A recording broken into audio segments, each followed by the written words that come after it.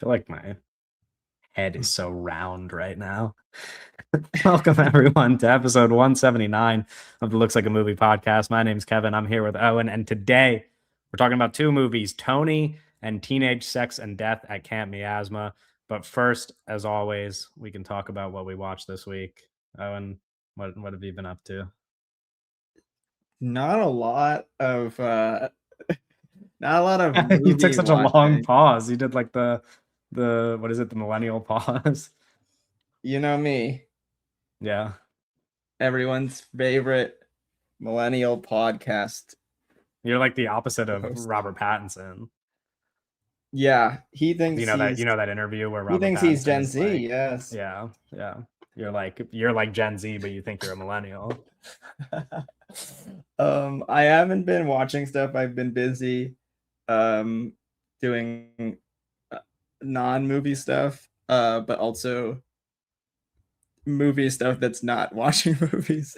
But I did watch one movie that was not the movies that we're talking about today. Mm-hmm. And that movie is Larry Cohen's Full Moon High from 1981. It's the same year that American Werewolf in London came out, and it's 4 years prior to Teen Wolf. This is a werewolf comedy film. It's like the only like it's like Wikipedia was like this is the only like straightforward like Larry Cohen comedy, um, which I feel like is maybe like I don't know. I feel like his movies always have like comedy elements, and this is definitely like horror adjacent because it's a werewolf movie. So like I feel like that's kind of like whatever. But it like is borderline parody. Like it's almost like a Naked Gun movie in a way, where like the Oh, jokes defy logic, and like are almost there's bits for bit's sake, and it's definitely um it's more outlandish than like a typical horror comedy. I think it was like it's comedy horror, or you know right. what I'm saying, like it's comedy first. Um, and I'm quite fascinated by this film for a couple of reasons, but I think the one thing that I keep thinking about since I've watched this movie is how it almost, or I wouldn't even say almost, I would say like it is like a time travel movie without time travel. In the way that like it reminds me a lot of Back to the Future and the Francis Ford Coppola When Peggy Sue Got Married. But there's no time travel. Basically, the way that it works is um, the werewolf does not age. So he's a high school football player who gets attacked by a werewolf and becomes a werewolf. And then like he disappears for 20 years and then comes back to his high school to like and he like plays football again. But he's like returning to his high school and then like some people are still there, like the football coach is still there. And like some people from his past are still in like the town and whatever. And he returns and he's just like, I'm my son, basically. And he's Oh, acting as he's his son. But it's just 20 years later. And he's back at high school and things have changed a little bit. But it was very, I just think of that as a very interesting way to do the like sort of like Back to the Future, where it's like I'm at the high school in the future, or I'm at the high school in the past. I'm time traveling here, and like we're seeing like what has changed. But there's actually no time travel. He's just like does not age, and he's disappeared for 20 years.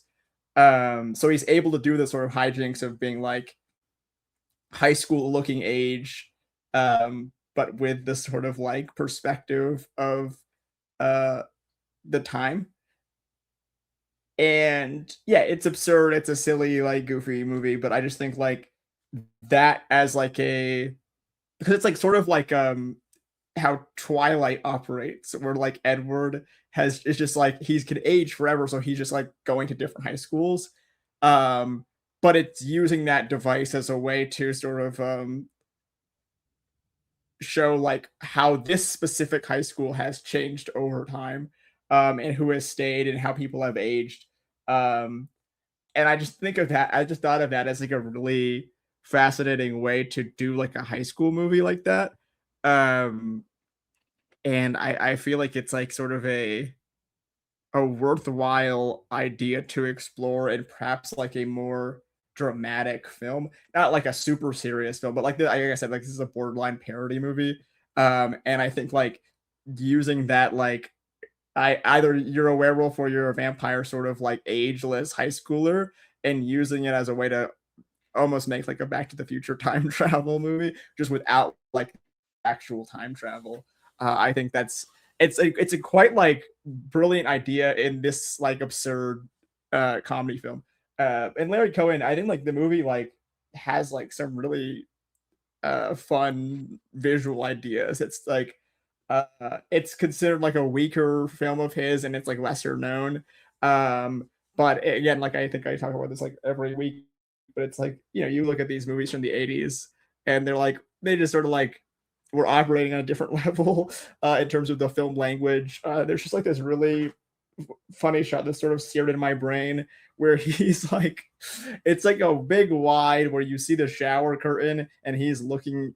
I don't know if he's I forget what exactly he's doing, but he's basically at the mirror of the bathroom and his dad, who's like a ridiculous character for the first like half of the movie until like the time skip, he just like he like jumps out of the shower and opens the curtain like as it's like almost like a jump scare thing, but just like great sort of visual comedy.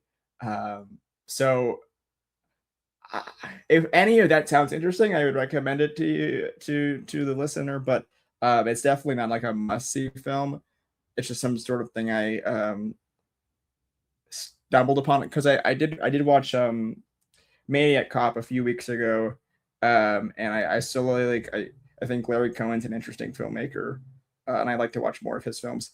And this is the one that I ended up watching.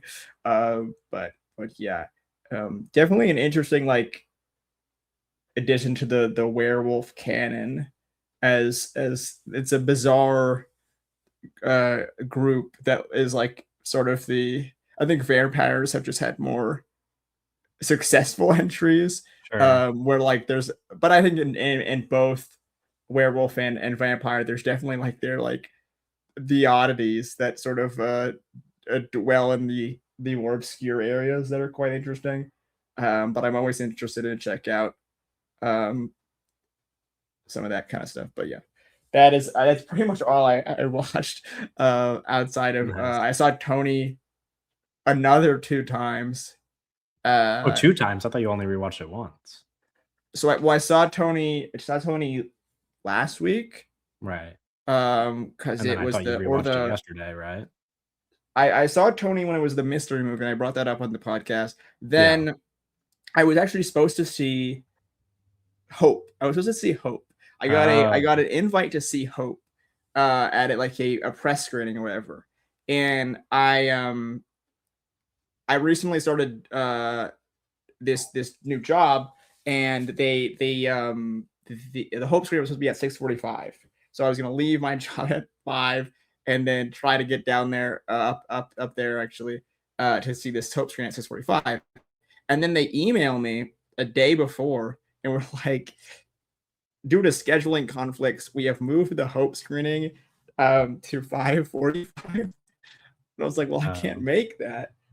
So then I was gonna see it with a friend of mine, and so we were like, just want to see something else. So we ended up seeing Tony, and mhm. then my local AMC uh, didn't have Tony screenings for when I the last the previous time I checked, and then I checked randomly, and they were like, "Oh, now we're showing Tony." So I was like, "Oh, I'm gonna see it again," because Camp Miasma, I would have seen it again for the podcast, but it's not playing near me, uh, so I would have to go out of my way to check it out. But Tony is now. I just think the way that they slowly sort of bullshit A24 like we every week we make it bigger sort of thing, and you kind of don't know if you're getting it or not until the week of, and it just like, oh, apparently Tony's here now. Yeah. But yeah, so I've seen it 3 times. Oh, wow. Okay. Well, plenty to contribute to that conversation then in a minute. Right. Um, I I watched a good amount of stuff, I guess. I had kind of a as people could tell from my background, I moved last episode. So Yeah. between last episode and this episode, settling in, I've just had a lot of it's like my last full week of summer before I start Right. student Yeah. teaching and the semester starts. And so I was like, okay, I'm gonna do a lot of like nothing probably this week. So I have been sitting around and watching stuff. I watched I don't know if I talked about this on the last episode. I don't think I did. I watched Best in Show, which is the first Christopher Guest movie that I've seen. Um, and I guess his most popular movie. Uh, Incredibly funny. I don't heard about this movie a lot. I didn't really like actually know much of what it was about aside from the fact that I knew it was like a dog show because of the title, but I didn't realize it was kind Right. of like a mockumentary style type of Okay. thing, Okay. which Yeah. Yeah. I tend to really like comedy like that. I find stuff like that very funny very Great often. cast. Really great cast. Incredible cast, The like kind just unreal keeps cast. going. Um, I think Christopher Guest, from my understanding, is just kind of like like a director that everybody wanted to work with, Sure. as far as I know. That cast though is like so good. I had without without spoiling a future episode, I it was part of actually a lot of what I've watched is part of some prep that I'm doing for a movie draft, and so Of I had course. watched this movie specifically for Parker Posey, Oh yes. and um Is there a Parker Posey movie draft? no, it's a little bit more Oh, complicated than okay. that. Because I was gonna I say don't want to there's give a lot of movies that yeah I can sort of slide your way there. yeah. No. I don't want to give too Okay, much away, okay. but Parker Posey is involved in some way. Yes. But anyway, her character in this specifically has like just the funniest moment of the entire Yeah. movie. But everybody kind of gets like it's one of those movies where it's like big ensemble cast and everybody gets at least like one or two moments that they Nice. just absolutely Yeah, crush, yeah. like super funny. I think everybody would enjoy this movie. It's very silly.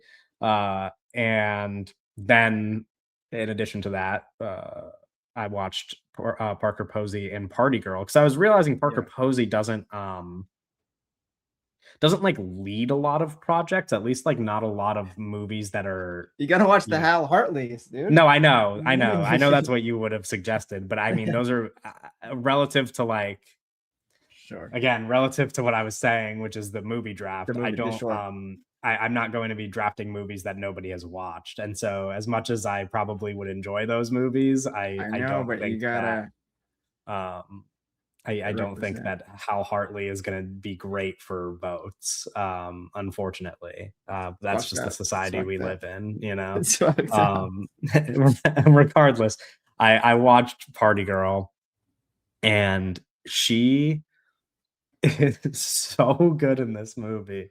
Um, I truly like I was watching this movie. I had to look up, not that the like awards or everything or whatever, but like my Sure. thought while I was watching this, which of course, like this would have never happened in reality, but I literally was watching it and I was like, she should win an Oscar for this movie. Like I had to look up who the best actress nominees were that year because I was like, I really do think that this is just like kind of a generational performance in Party Girl.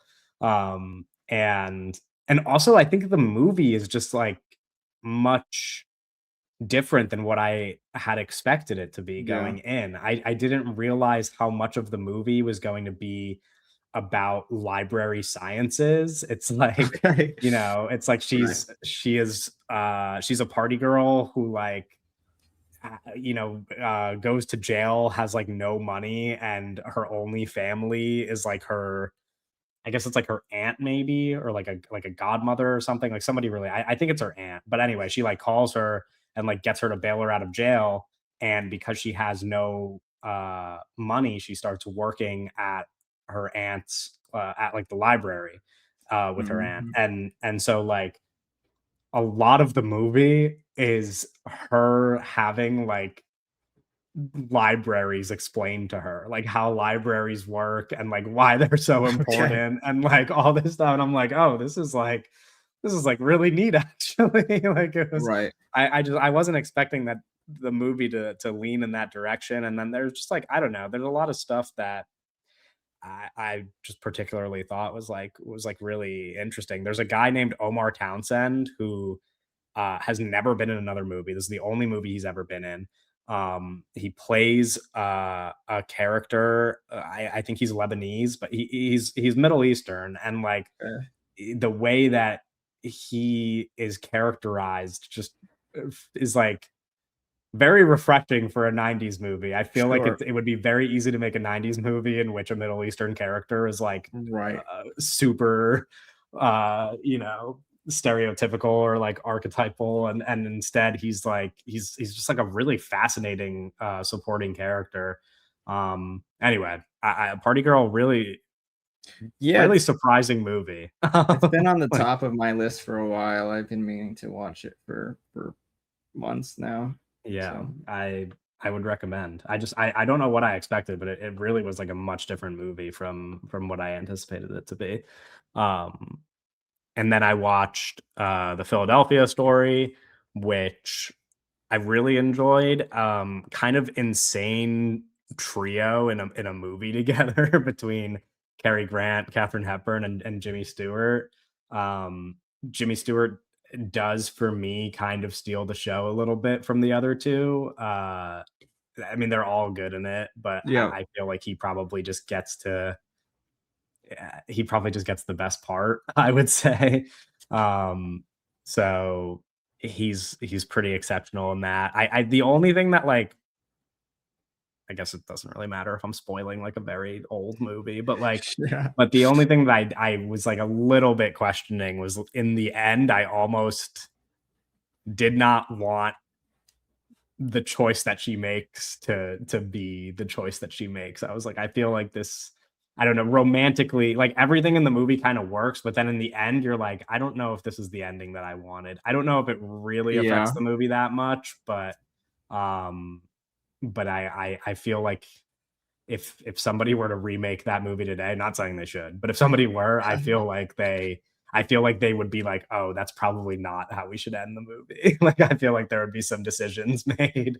Um, Otherwise, very lovely movie. I really liked it. And then, speaking of lovely movies, I watched Gentlemen Prefer Blondes. Um, Okay. this another like because I just mentioned like three insane people in a movie. Right. Marilyn Right. Monroe and Jane Russell in this movie are like this is like LeBron and D Wade. This Okay. is Okay. like Right. and Right. it's Now I understand that.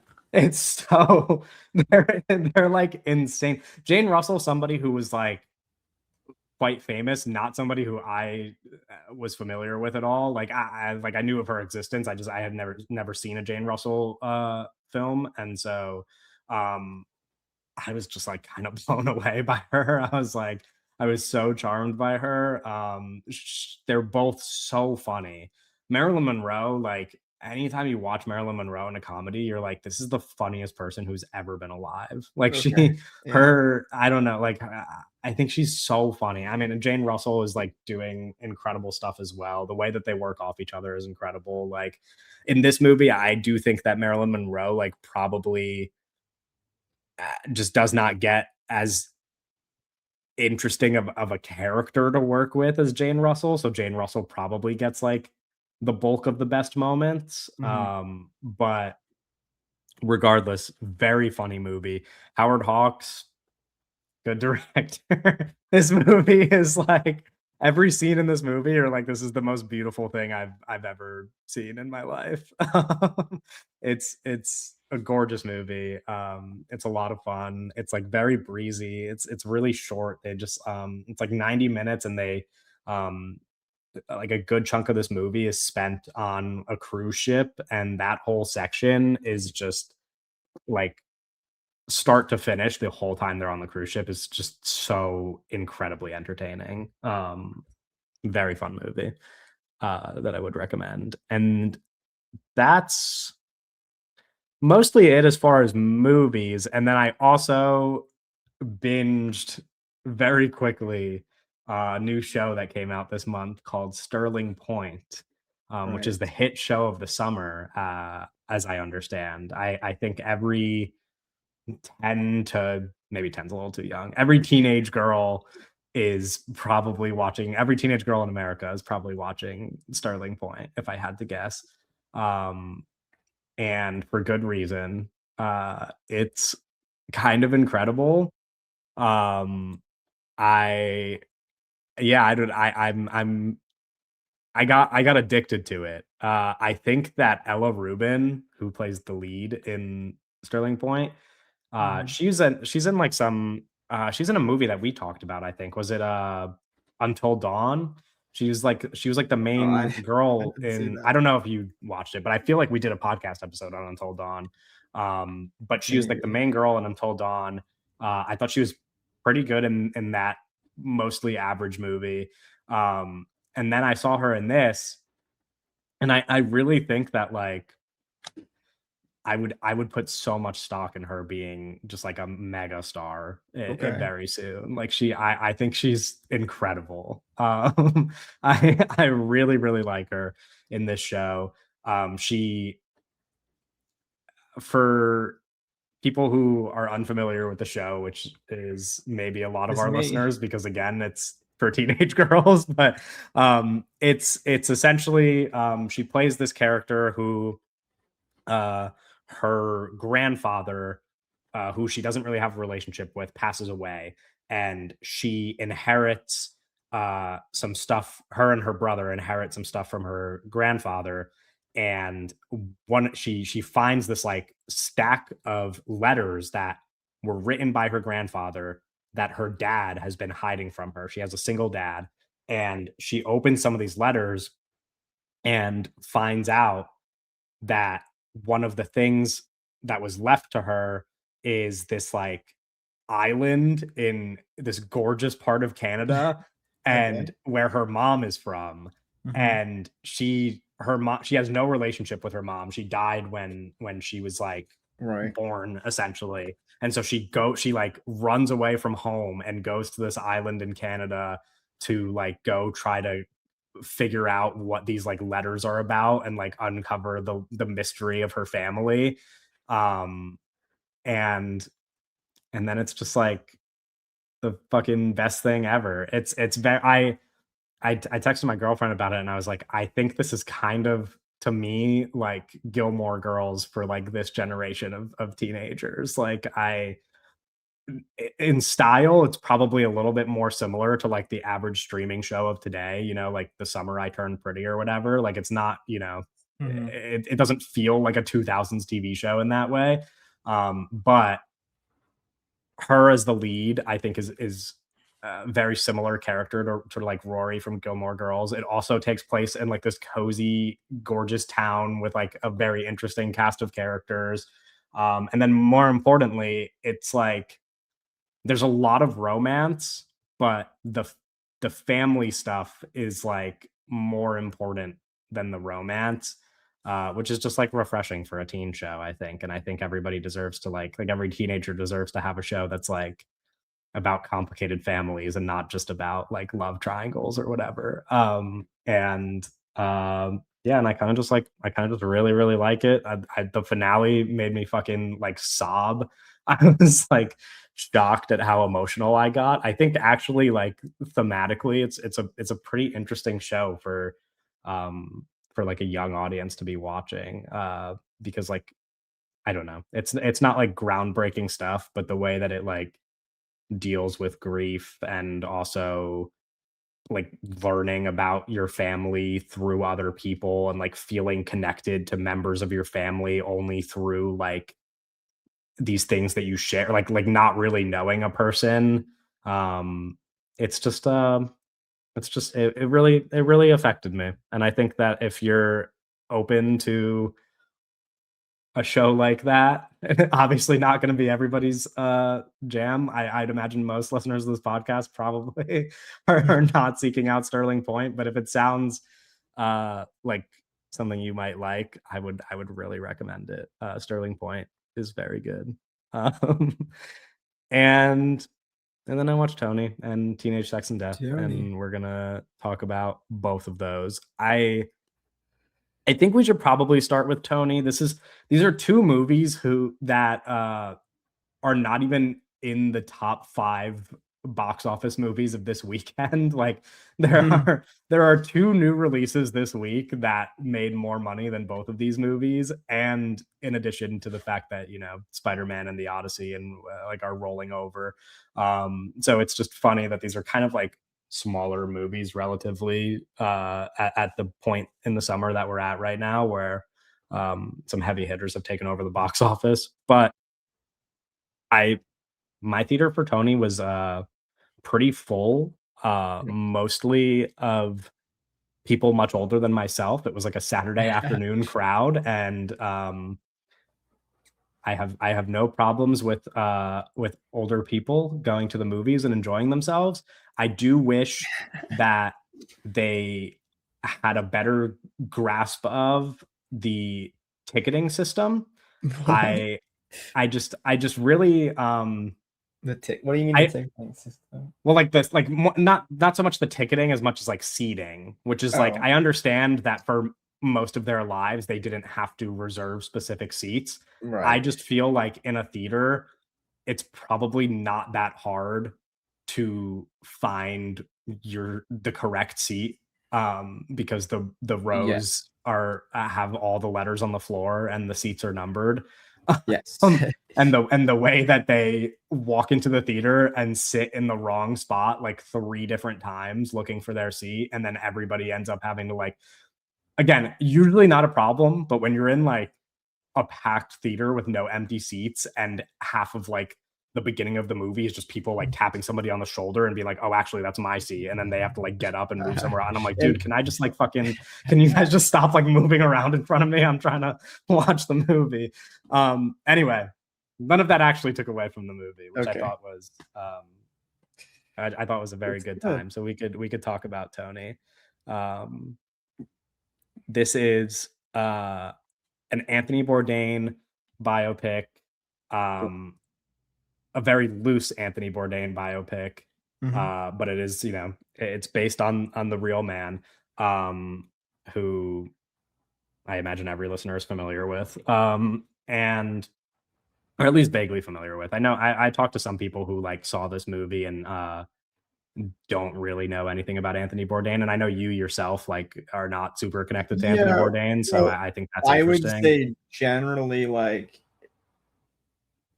because I remember, like, being younger and, like, his show being on TV, and Yeah, I think, like, the further we get from that, just, like, the less people are going sure. to know him, in that way where, like, he definitely, like, him when he was alive making stuff, he was at, like, the peak of his popularity, and, like, there's just people that, like, it makes more sense as we get further from that, that, people would have less and less sort of,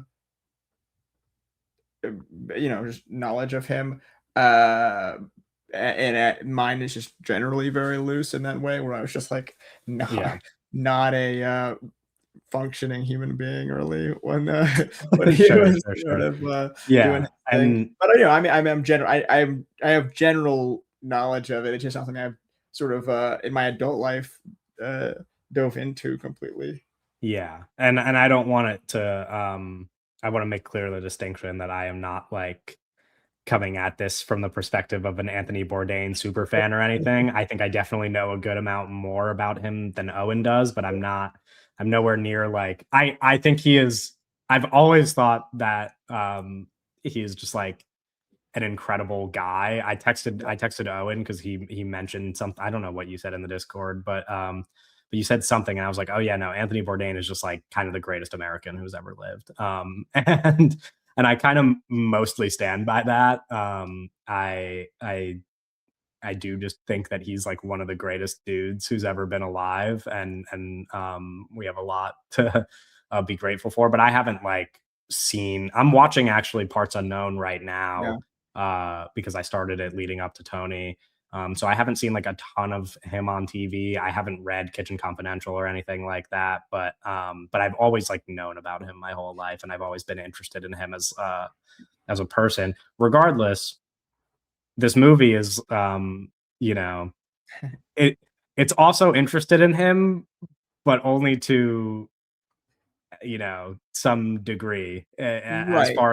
as far as like interested in telling the story of his life, which this movie is Yes. not a life to death biopic, and it's also not even an accurate representation of this segment of his life. It is Yes. a fictionalized, like theorizing of what this very small portion of his life might have been like. It uses I only I wouldn't a even go as far couple. as like theorizing. Like, I don't even know if it like is interested in being like this is what happened. Maybe Sure, theorizing like might be the wrong I word, think Matt but Johnson's very like clearly being like we're sort of just making a movie kind of thing yeah, where to me like the genius of this film is that like it could literally be about anybody. Like it kind of it doesn't have like there's a it's biopic and maybe name only to an extent where like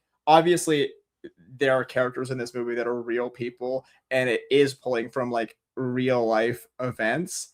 But the movie is so great that like you could watch this movie, like you could show an alien this movie that has no knowledge of Anthony Bourdain, and the movie works completely like separate as its own thing, and doesn't really in the way that like I was thinking about this when I left it for the second time. I was thinking about the Bob Dylan movie, a movie that I generally like, but a movie that is so tied down to the music of Bob Dylan.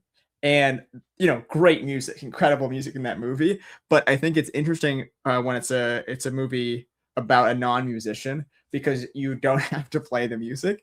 But I almost think you almost have to. I would almost urge to take that sort of approach even with a musician and not and just like sort of avoid to play the music. And I think this movie does sort of avoid to play the music in a way that like it's Matt Johnson talked about a little bit like of being like what do I think is interesting about this person, yeah, even as a person like Matt Johnson, notably not a big Bourdain guy specifically before. Like, I mean, he did his research, of course, for this movie, but like not like a Bourdain super fan going into the movie and kind of approaching it in a way of being like, what is interesting about this person in this moment, and how can I make a movie that is sort of displaying the things that I do find interesting about this person, rather than like I think a lot often it's like it's a fan approach. I think you're finding a guy with like,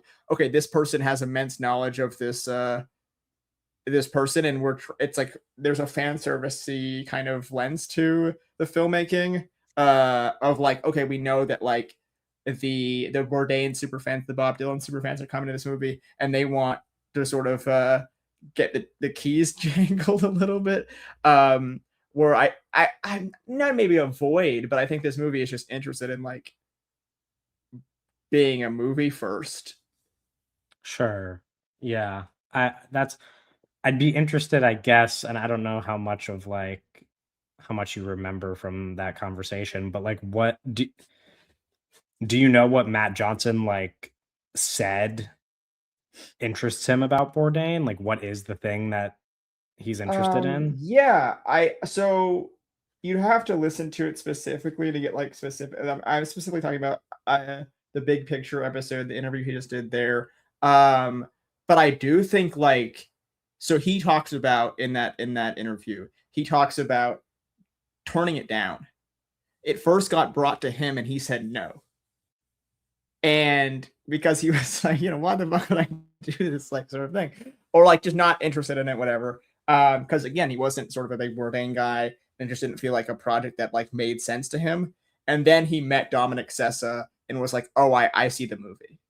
Basically, by talking to Dominic Sessa and Right. learning about his sort of upbringing, and he talks about sort of finding almost as a Venn diagram, where it is like you have Matt Johnson as a person and his upbringing, you have Dominic Sessa as a person and his upbringing, and you have Anthony Bourdain as a person and his upbringing.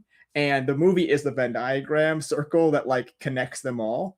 And I think like in many ways, Tony is a movie about Matt Johnson. It is a movie about, Yeah. and it is kind of like the elements of Bourdain that um are I'm not, I wouldn't speak for like exactly the exact things that interest him, but I think it is like the trial through failure that sort of exists a lot in Matt Johnson's work. It opens with this sort of quote from Anthony Bourdain about needing his ass kicked, Yeah. and I think Matt Johnson is someone who thoroughly believes in like needing to sort of fail a lot to get to the other side. And it's sort of him seeing himself in the sort of arrogantness of the young Bourdain, and sort of him being sort of so full of himself in a way, or sort of, I think I think it's a sort of uh something that could resonate with a lot of people for looking back at your younger self and being like, what an asshole, what a like sort of piece of shit. And I think that is what Matt and Dominic and is sort of trying to channel here, and sort of investigate in a way of looking back at their lives as well as Anthony Bourdain, as you almost using Anthony Bourdain as a vessel to sort of make a film about being kind of a piece of shit as a young person, but also the um the coming of age of growing up from that a little bit, and sort of the the realization that, oh, like, I got a lot to learn sort of thing. Yeah. So again, like, yeah, I don't know. I wouldn't be able to say exactly what are all the things that interest Matt Johnson, but I do think like once he sort of talked to Dominic Sessa, it was clear that like he saw that movie and where like those things overlapped. Hmm. Interesting. I I almost like, okay, we could get into the actual Yeah, movie, yeah, but yeah. I do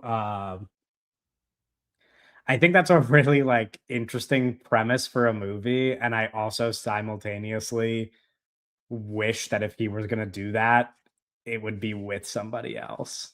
Sure. Does that I think that's like I I can understand that as like it's And I'm not even saying in the sense that, like, I want it to be precious about Anthony Bourdain, because I think actually that's, like, that would be the least Anthony Bourdain thing, would be for it to right. be like, like, I just I don't want, like, Anthony Bourdain's version of Michael, like, that's just like, Yes. that's not a Which is movie not, that I'm yeah, yeah. interested in. Um, and so I from the outside looking in, was just very excited about this movie because I knew it wasn't gonna be that, Mhm. and I knew it was gonna focus on this, like, very specific time. I just kind of, I think there are some scenes that really, I think capture the essence of Yeah. what it is that's so special about Anthony Bourdain, and it's, like, kind of Yeah. interesting to watch those scenes specifically with, like, a young Bourdain that, like, he himself wouldn't have even known about that yet, like, he was still finding himself, Yeah. and then there's, like, the rest of the movie, which just, like, isn't that, and so, like, Yeah. I think that stuff is really fascinating to me, because I think he's just such a fascinating, person, and I wonder if they're, I think everything you're saying, I think making like a biopic that's not really a biopic and instead is just like a coming of age film like this Yeah. is just like a really sound idea.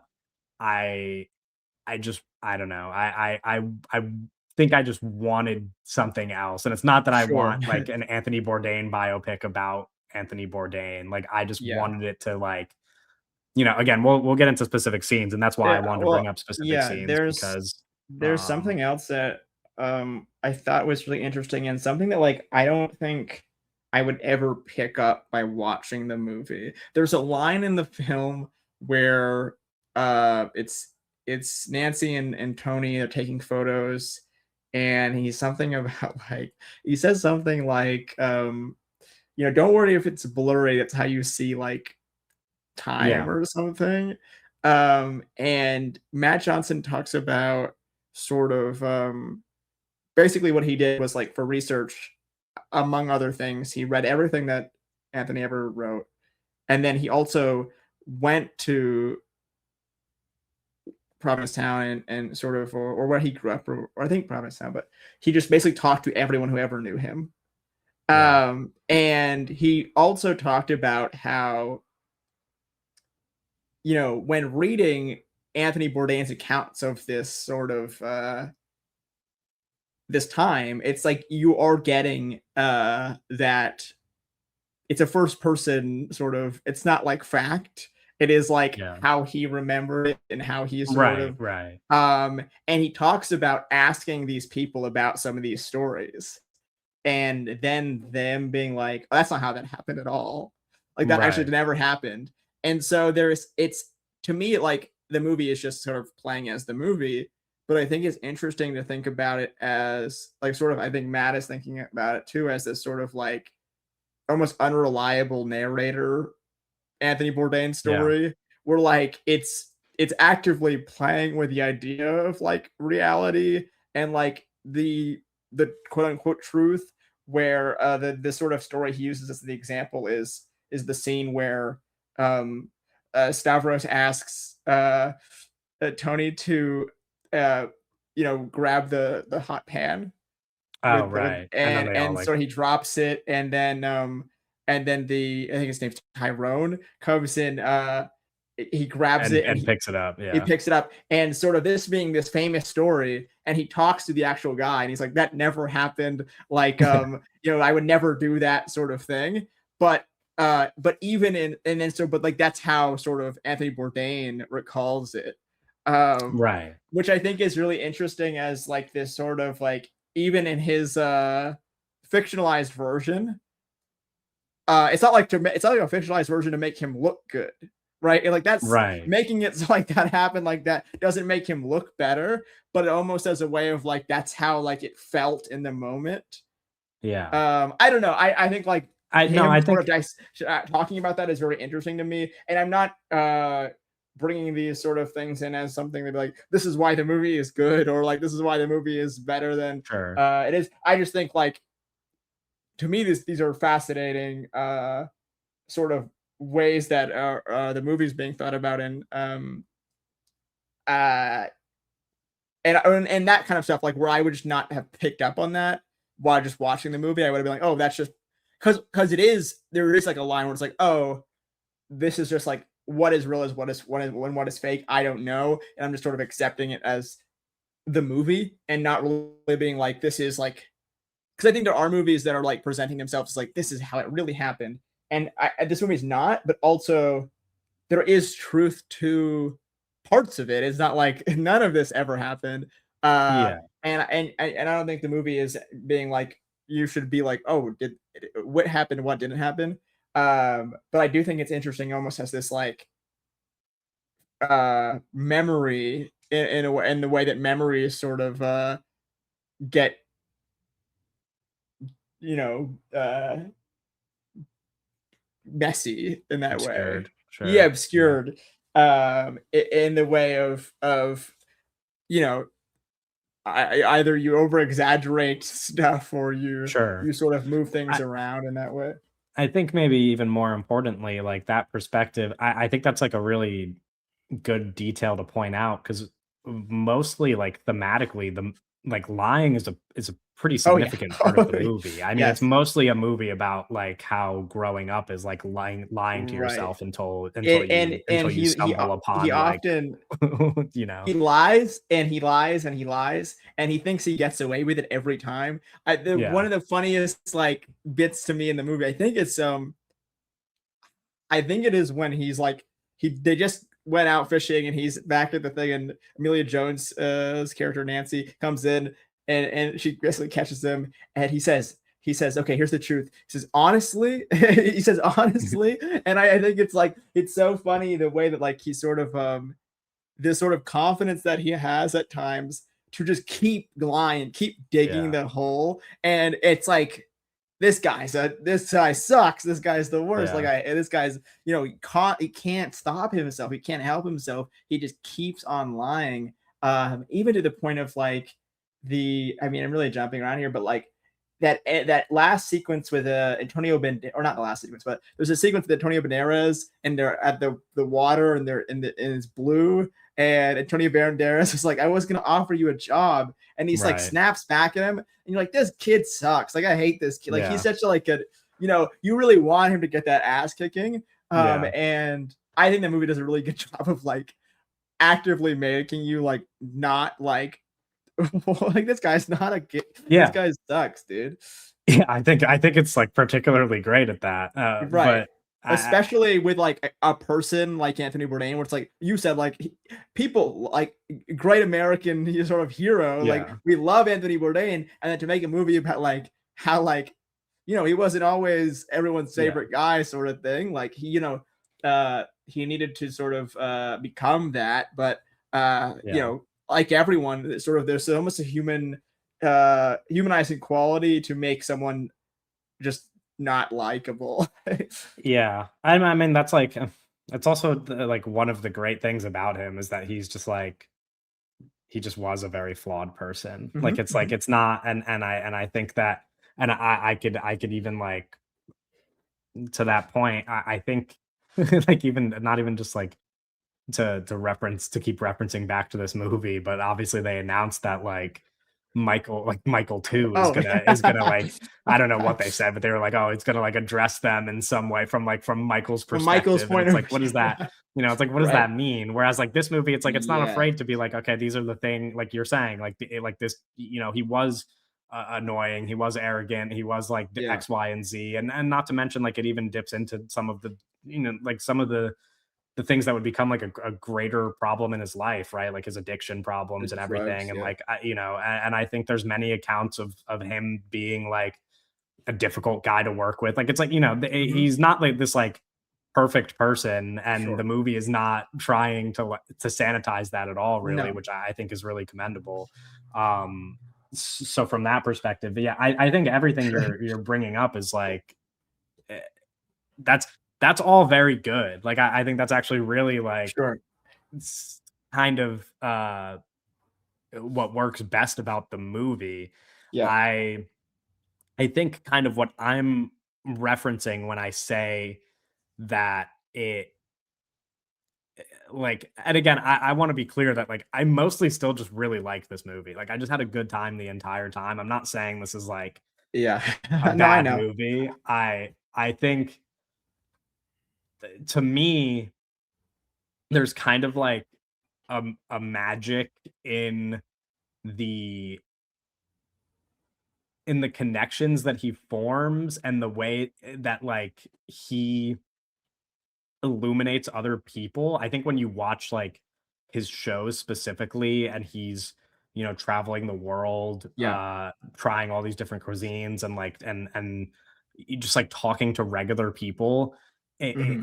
it humanizes people in a way that it's just like not normal anymore. Like I don't even know that like today anybody would give a like in 2026 anybody would give a shit if you just like had somebody, fly to the Middle East and like go talk to like a stranger about like why they love their mom's cooking. Yeah. But like for him to be doing that, I think he really understood um I don't know, like what being alive is about in that way. Like he's just like You know, and so when there's, you know, like the scene I mentioned in my review, and I think a lot of other people have brought it up, is like Antonio Banderas is Making making ketchup. ketchup and like, and also like the salt and everything, and like he's just like, Yeah. you know, he sees this firsthand, Mhm. and without any dialogue, you can kind of understand the like his understanding of it, and like the impact of it like Mhm. on his brain. And I think that's what works so well, where it's like, and again, the whole movie doesn't have to be that necessarily, but when it is that, it's just a better movie to me. Like when Yeah. when it's them in the kitchen when he first shows up and they're like fucking with him, I Yeah. like that's a better movie to me. Or even at the end when they all come together Oh, and, it's you know, so sweet. he makes the decision to put the Yeah. tip jar back out. It's like, Yeah. I don't know, like that to me is the essence Mhm. of the whole thing. And I think it goes in a lot of directions that aren't that. And those just are not as interesting to me. Most Sure. importantly, I talked to you about this, like, Yeah. to me, the romance in this movie is like, Yeah. I almost wish it wasn't in the movie at all. And it's not to say that she shouldn't have been a character in the movie necessarily, Right. but of course, in real life, they were already together when he was spending time in Provincetown. Like Okay. they were a couple in high school. And Okay. so like they would go Weird. there, they would go like him following her there and Yeah, like yeah, doing yeah. all this stuff to like impress her. Like that's just not reality. And of course Right. the movie's not reality.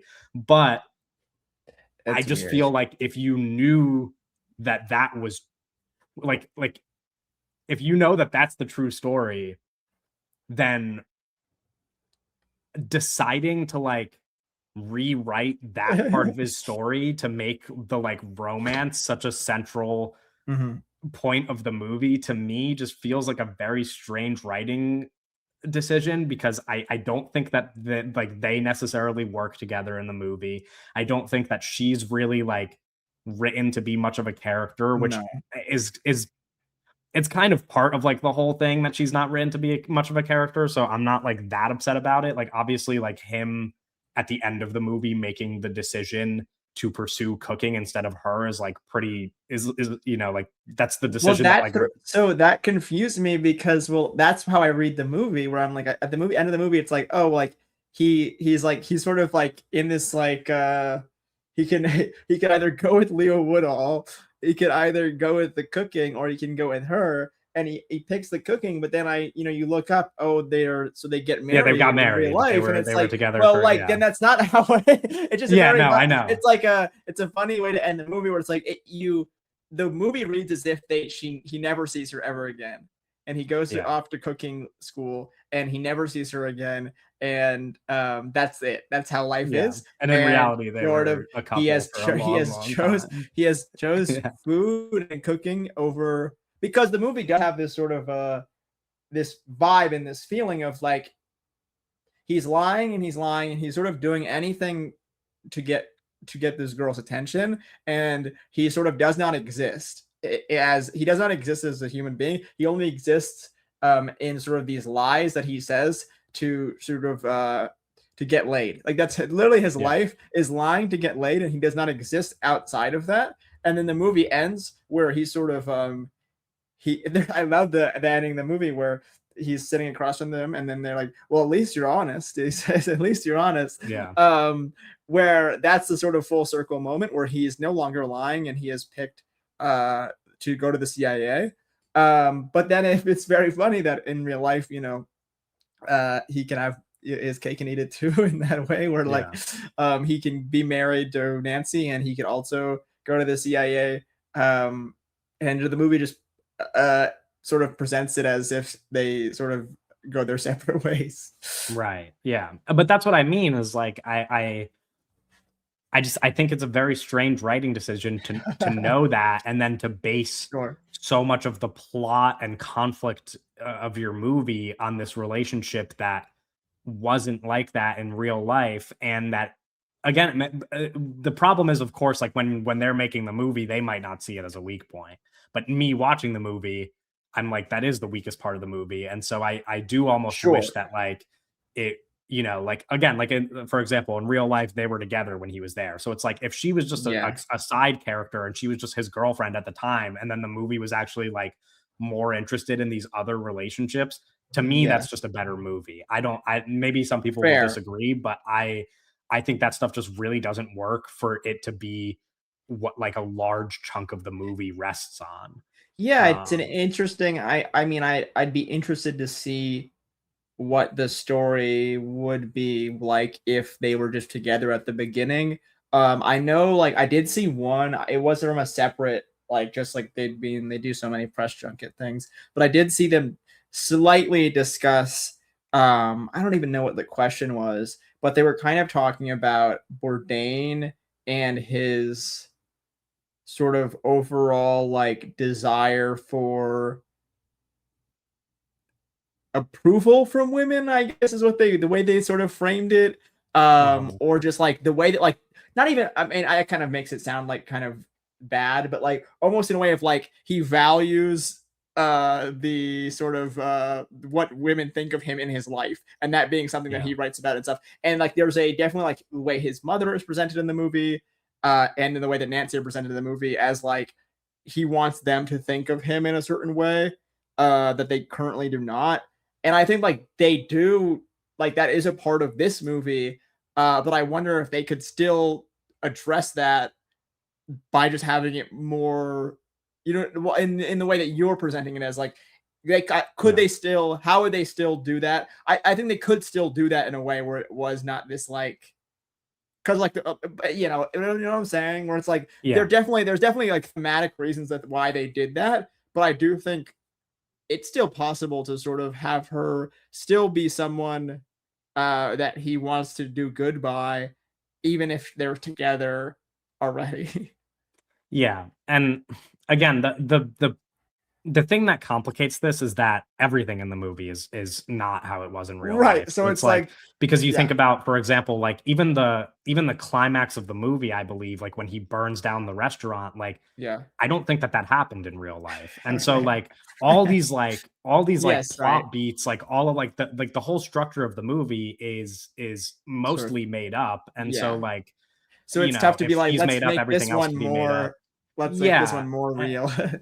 So that's like it'd be weird to make it realistic, but again, to me, I think that that just like it brushes up against being like generic biopic stuff, and that's why I don't like Mhm, it. mhm. Because in my ideal world, like this movie is, like I remember, I forget now who wrote the review, but honestly, I imagine multiple people referenced Richard Linklater in their reviews. And it's like Yes, when you watch Dazed and Confused, Dazed and Confused doesn't need a plot, and sure. the movie I still works. I And it's like, agree.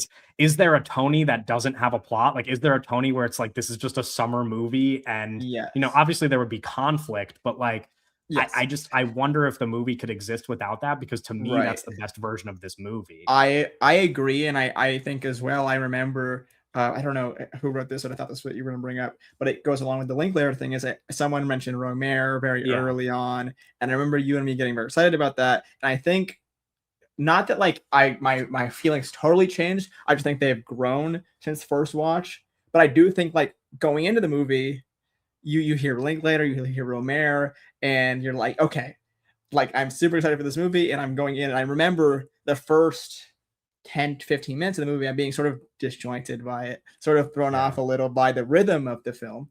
And then I think I've just sort of on the second watch and third watch, I'm like, I know what this movie is going into it. I think I was able to sort of it fully and sort of enjoy it the whole time. But I do agree that um the closer to those filmmakers this movie was would be the better. Hearing you say those things though made me think about why Matt Johnson made this movie, and sort of I think why that was never going to be the case, but why sort of and for a reason that maybe makes the movie worse, but makes sense to me as Matt Johnson sort of talks about this movie in a way, and he sort of joked too, very early on or something. I remember him joking about like, his parents, and sort of this being the first real movie in their eyes that he has made, sort of thing, but him actively challenging himself.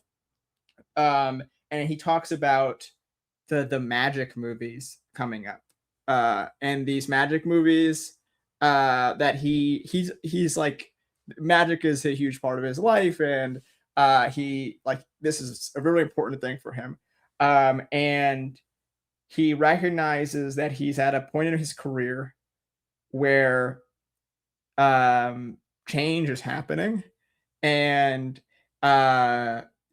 he basically looks at the Tony opportunity as an opportunity to experiment. And it made me think about, I love this. Some of my favorite like sort of movie nuggets that I feel like I always think about is Gus Van Sant talking about Good Will Hunting, and him talking about how Good Will Hunting in his eyes is like an experimental film because it's him experimenting on trying to make a normal movie.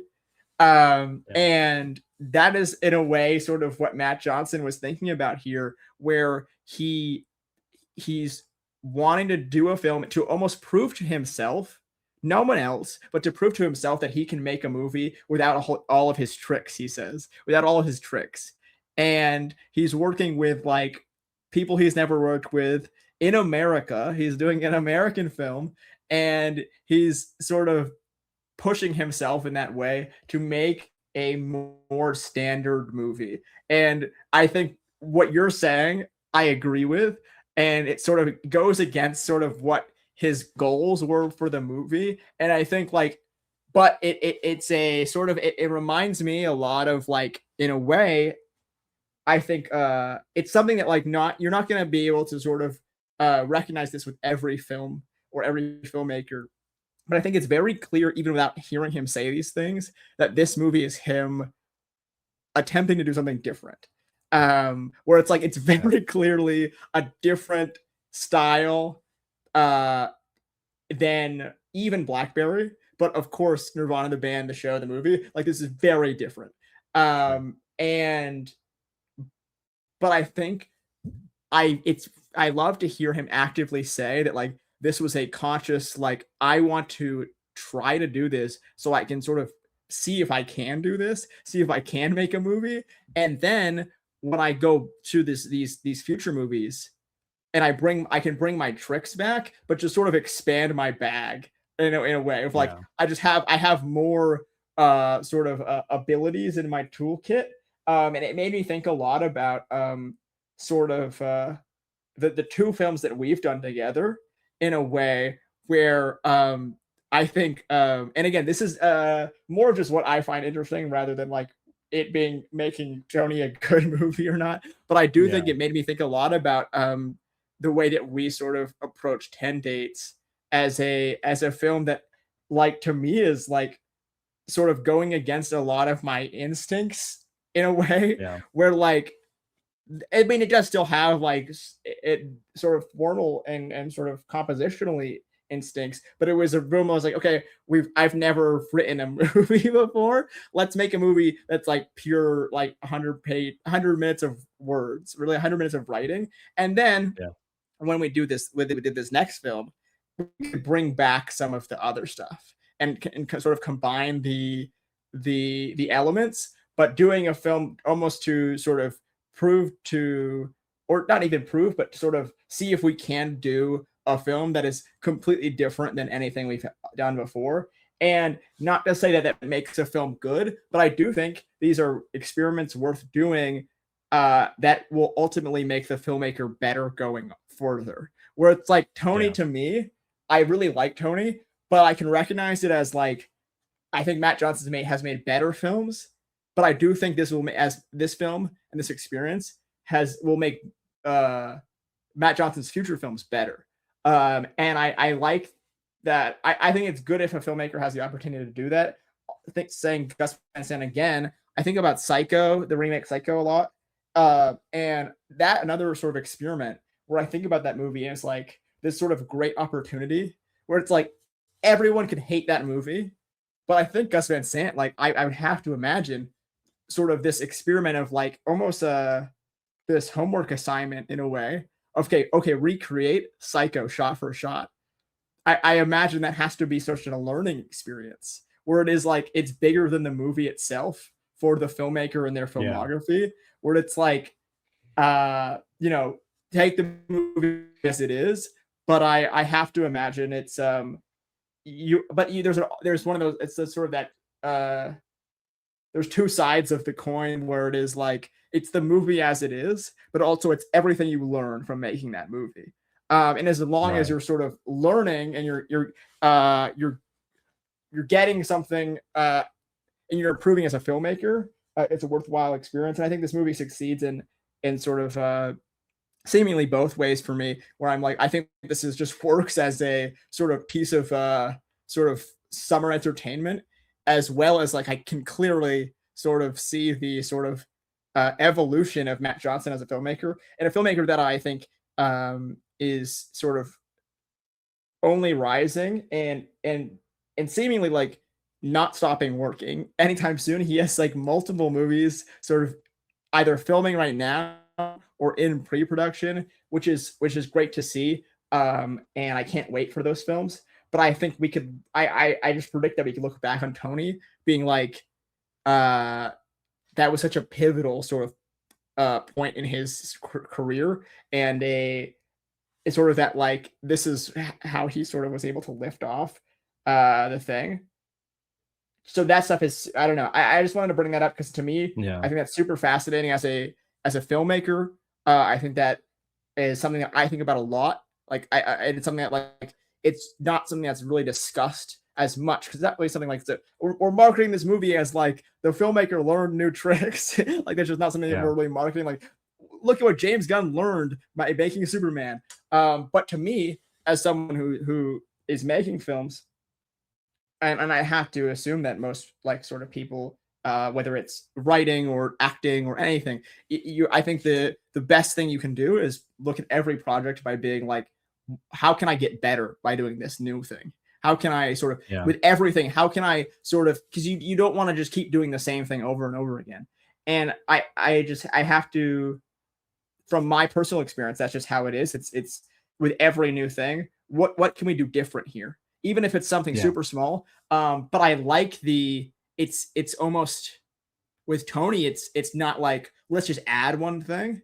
It's let's restrict ourselves and sort of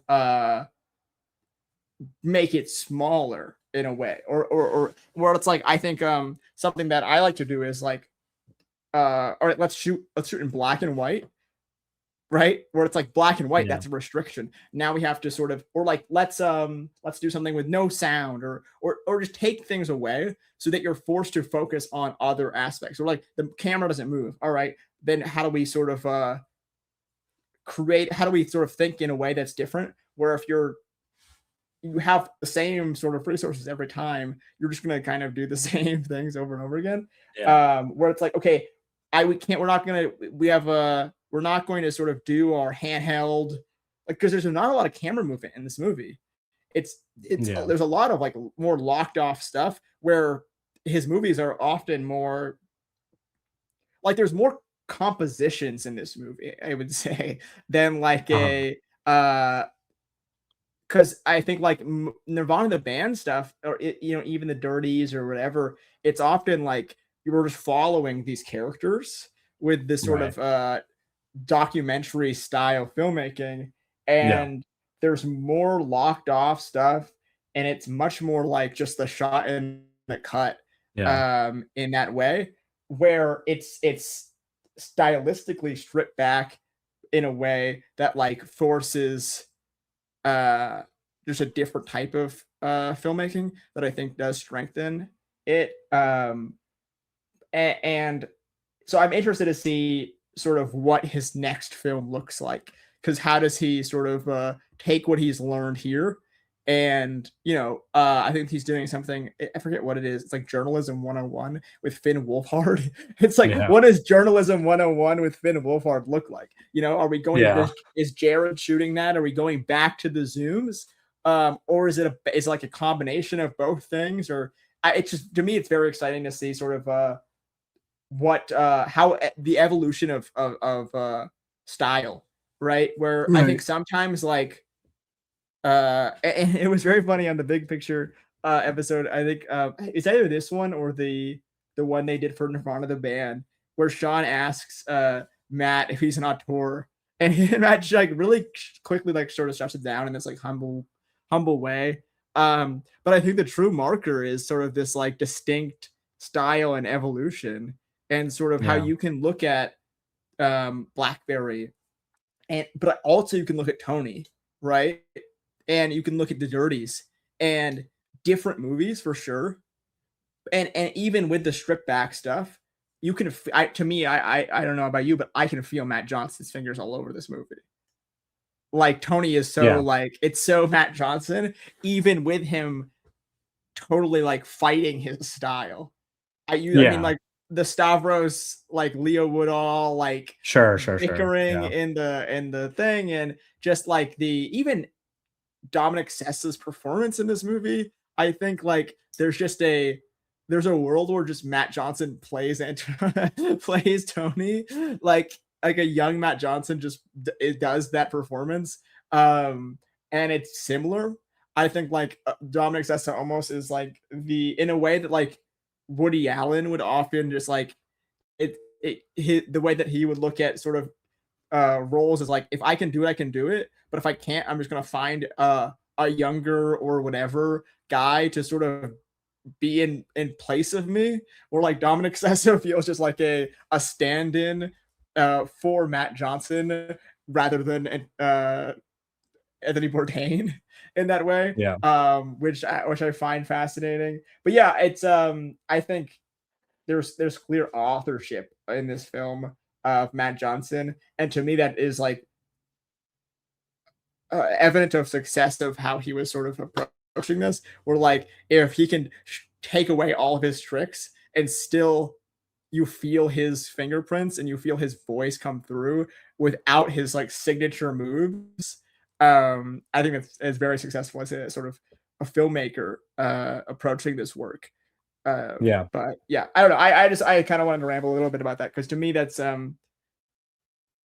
I think hearing him talk about that and then watching it for the third time, that's what I think I'm gonna like come away with this movie, sort of in the future, sort of looking back on it as like a really great example of a filmmaker restricting themselves and still succeeding by making a movie that is theirs. Yeah. There's a lot to respond to there. No, it's okay. I was trying to take that all in and be like, okay, what do I? Anyway, I had many thoughts while you were talking, but I'll kind of just like rattle through, because I think we also should probably touch on some other things about Tony before we move on to Camp Miasma, which is also a movie that you can't separate film and filmmaker from, right? 100%. So it's like, but I think to one of your last points, you mentioned kind of like how he uses the camera. I and what stood out to me when you said that immediately was that like kind of it's interesting because it's like it's a cooking movie, like it's a kitchen movie, and kitchens are just like kitchens are just like hard to shoot, like it's like there's not that many, but like when you think about cooking movies, it's just like that's just a hard movie to make. I think about like Boiling Point, and it's like Boiling Point is made by the director whose name I'm forgetting, but he's the guy who made Adolescence, the TV show. Is it like Berlanti or something is his name? But he directed Boiling Point, and he, like, similar to Adolescence, did Boiling Point as like Barantini. Yes, Barantini, thank you. And he, like Boiling Point is similar to Adolescence in that like the whole movie feels like it's like the one shot thing, right? Like it feels like the one shot. And so like, but it's moving he's just more. like, and he's just like very clearly into shooting things like that. But also I think that that's like interesting because he's in the confines of a kitchen for the whole movie, and so Yeah. like a restaurant, and then like you said with this movie and like having to do these compositions, it's like a lot of this movie Mhm. just takes place in the kitchen. So it's Mhm. yeah, like a static camera maybe makes sense more often than not, because it's just yeah, like shooting in kitchens is weird, and it's like, and I imagine like a real challenge for a lot of filmmakers, I would think. But I don't know, maybe at some point we'll make a cooking movie. Cooking movie. um but one of the other things that stood out was like, it's funny because you're talking about how like 10 dates was this kind of like you making a normal movie thing, Yeah.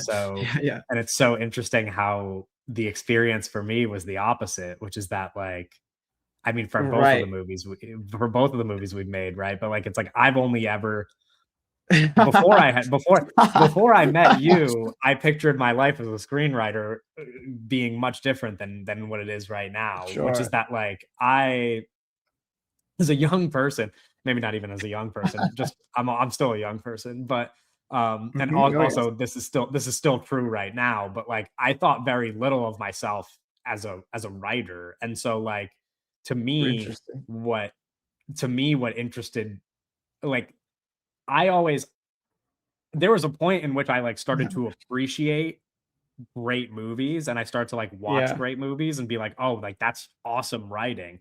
But in my Mhm. head, like I was talking about something like Sterling Point before, and it's like in my head, Yeah. I was always just telling myself like, "This is the kind of stuff I'm gonna write." Like I'm gonna write like Hallmark movies or like Yeah, yeah. teen like rom-coms. And it's not to Right. say that that stuff isn't like good writing sometimes, but it's easy writing a lot of the time. It's like Sure. the it's a different set of skills, and to me that's a set of skills that comes very naturally. Like I could just very easily, I think, write something like Sure. Sterling Point. And that's not to say that like I just said, I love the Sure, show, yeah, but yeah. but Yeah. my point is like I could just write something like that. And then so Yeah. to meet you and to be like, okay, now let's make something that's so far from like Right.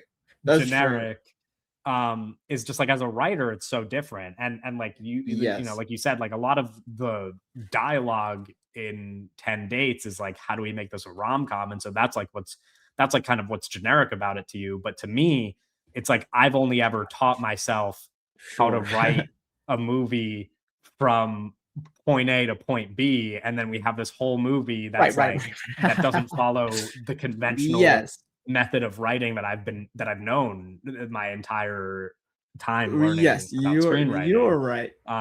And so that it's interesting that to me it's like it, Yeah, that it's is like that movie to me is doing the different thing, but to you yes. it's like the different thing is the And normal thing, and and to I me think it's the not normal. most people who worked on that movie would say the same thing, that you're Yeah, saying, where, like, we brought on actors and we're like, "Okay, you have to do something a little different than, like, any movie you've ever worked on here." And I think it's fair to say, and I wouldn't really even go say generic. I think more so for me, it was like a sort of, this experiment and challenge in doing a movie with actors and dialogue and sort of sure, yeah, that because that's like being not the what you sort had of, done and that's previously. just what people sort of Yeah, think of as like a normal movie, where it's like, when you're with anything that I've done prior to that, it's kind of like, all right, when are you going to do something with a story, with a sort yeah, of with yeah, this that's sort true. of more narrative script, and so as we definitely approached it in a atypical way, for Yeah, sure. But it was in which I it's think way more like normal than what you were doing before that.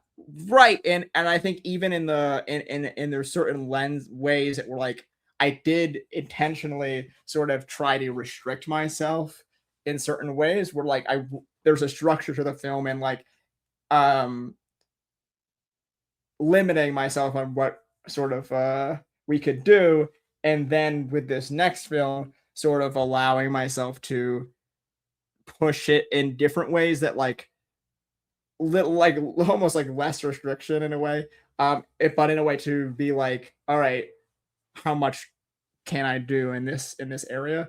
But yeah, I think like it is interesting to hear you say about the sort of because it is true. I think there's like definitely sort of some unusual parts of the film, and I remember like when we were like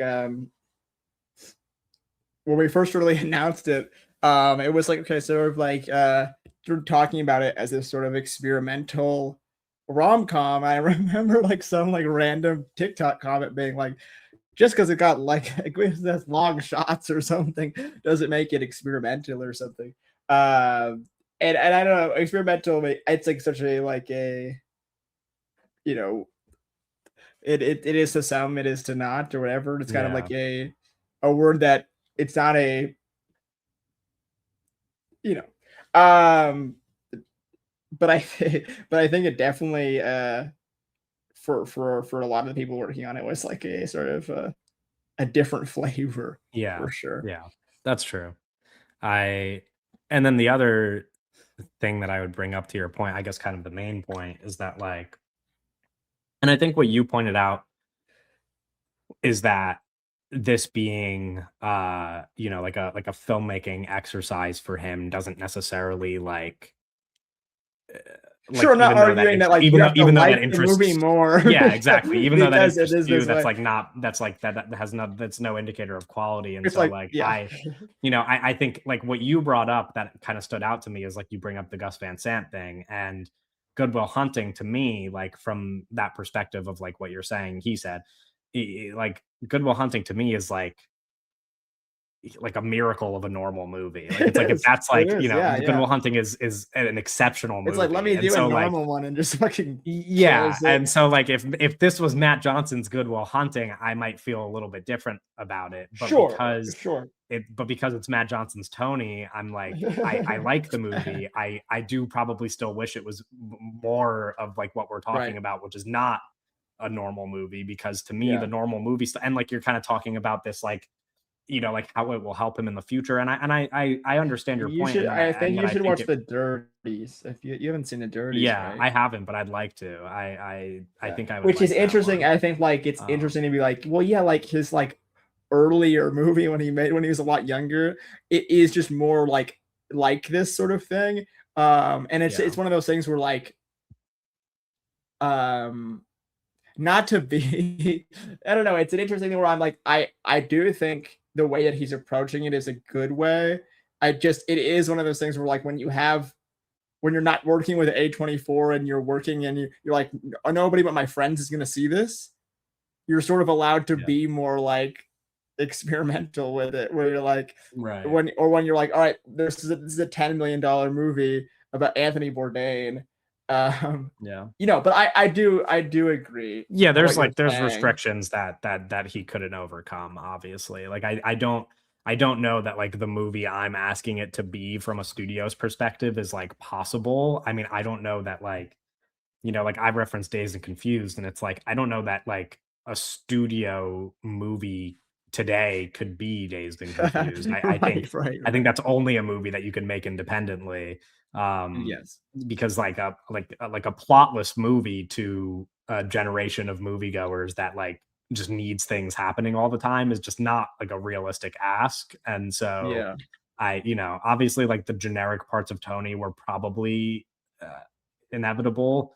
um I just Yeah, but I I think there is some level of like maybe not inevitable. I think yeah, like inevitable might be the there's wrong word, you're there's right. definitely like I do think like this movie could have been better. Um, but there's like a sense I feel of like the movie like actively because it's not fan servicey, but it definitely like it knows there's an audience in a Yeah, way that's interesting. We're like something like the Dirties or even Nirvana the band. It's like we are making this for nobody in a way. Where it's like yeah, we're making this for us. Where Tony has this sort of lens on it, where it is like we know that people at least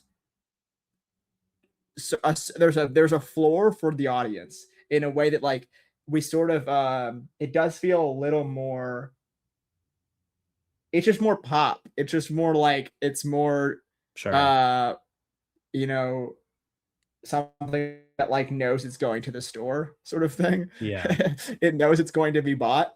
Um which I think like does make it a weaker film.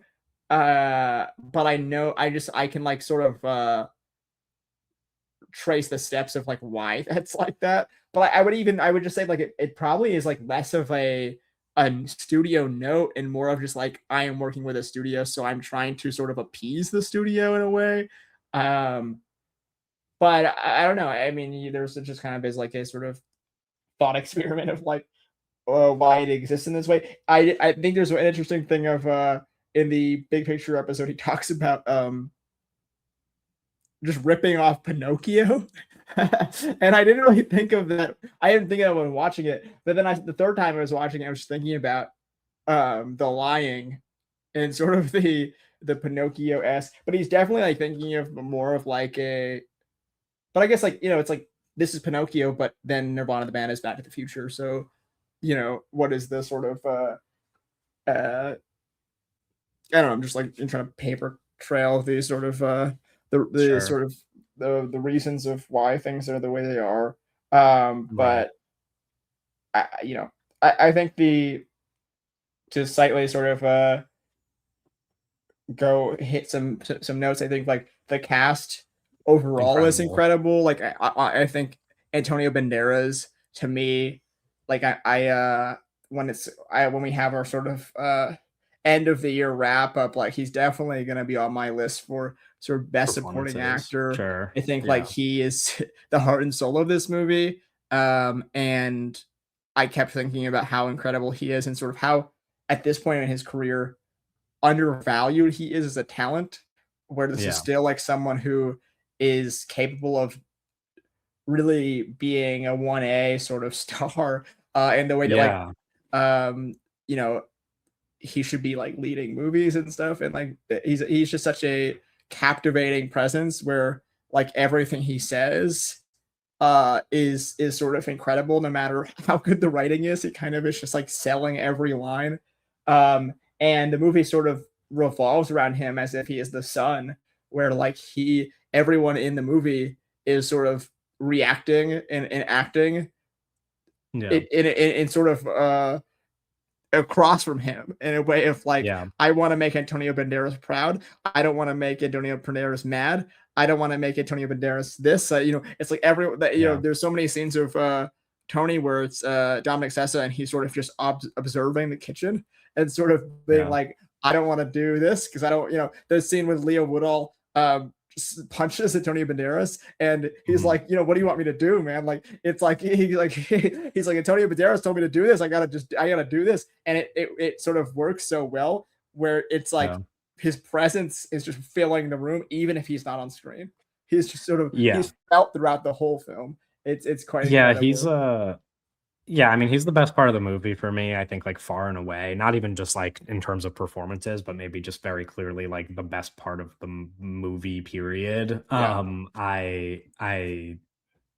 Yeah, I don't know. I think to your point about, like, undervalued, he does fall into, like, an interesting like, when we do, like, awards talk, it's, like, an interesting kind of actor where it's, like, I do wonder if he'll have that kind, like a lot of actors around his age group are chasing that like legacy Oscar. It's like, when sure. does he finally get one? And he has the one nomination a couple years ago, but he didn't win, of course. And to me, I just feel like it's interesting because like right now we're talking about a year where it's like Tom Cruise is finally going after his one Yeah, yeah, Oscar. And so it's like I think with like there's two different kind of like groups almost where it's like the Tom Cruises of the world, like there's so many stars, like big names where it's yeah, like, oh, at some point in their life, like they're gonna need to get one, right? Like a Tom Cruise. yeah, And then there's like kind of a tier below that, like what we saw recently with like Ray Fiennes on like an awards run where it's like Ray Fiennes is this kind of actor that's like everybody in Hollywood knows who Ray Fiennes is. Everybody respects this guy immensely. Like, yeah, of course he's going to get nominated. Of course we think he's like an yeah, amazing talent. Of course he deserves to have an Oscar, but he's not like Tom Cruise famous. And I feel sure. like Antonio Banderas is the same way. The problem is that like guys like Antonio Banderas or Ray Fiennes or whoever are like, oh, they need, of course they had to have an Oscar at some point in their career. It's like Yeah, but there's when? so many guys like that. There's Oh, so I know. many there's so Yeah, many people like that where you look at them and you're like, of course they need to have gotten an Oscar at some point in their career. And so then it's right. like, I don't know. Does he ever get one? Maybe not. Does it matter? Not really. But like, I think Yeah, to your I point about him being even for undervalued, it's just Oscar, like, I would just say like yeah, just in terms of I don't really even care as much as that. It's just more so like when you look at the last like 10 years of his career, um, the kinds of movies he's in, but also just like it's just very interesting where it's just like he'll show up in like Paddington 3. He's in Baby Girl. He's in this movie, of course, the Puss in Boots sequel. He was in the Indiana Jones, the Dial of Destiny. But then you look around that, and it's just like a bunch of random things. He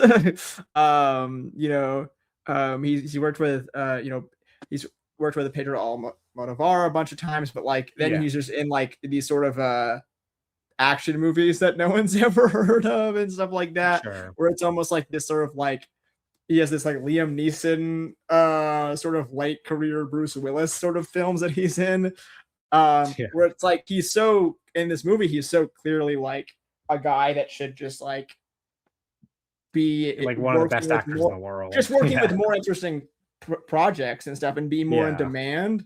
uh and it's just yeah, but like I think sort of in this way where like you when thinking about him recently, I think you go to the sort of like, well, he's kind of like you just kind of naturally assume like that he's I feel like washed is like a mean way to put it, but almost like he's had his prime thing, and like he's just like not doing as much interesting work. But then you see him in this movie, you're like, no, like he should be in like way more stuff. Like he's just like he's so good. You see this and you're like, we're I feel like we're wasting him.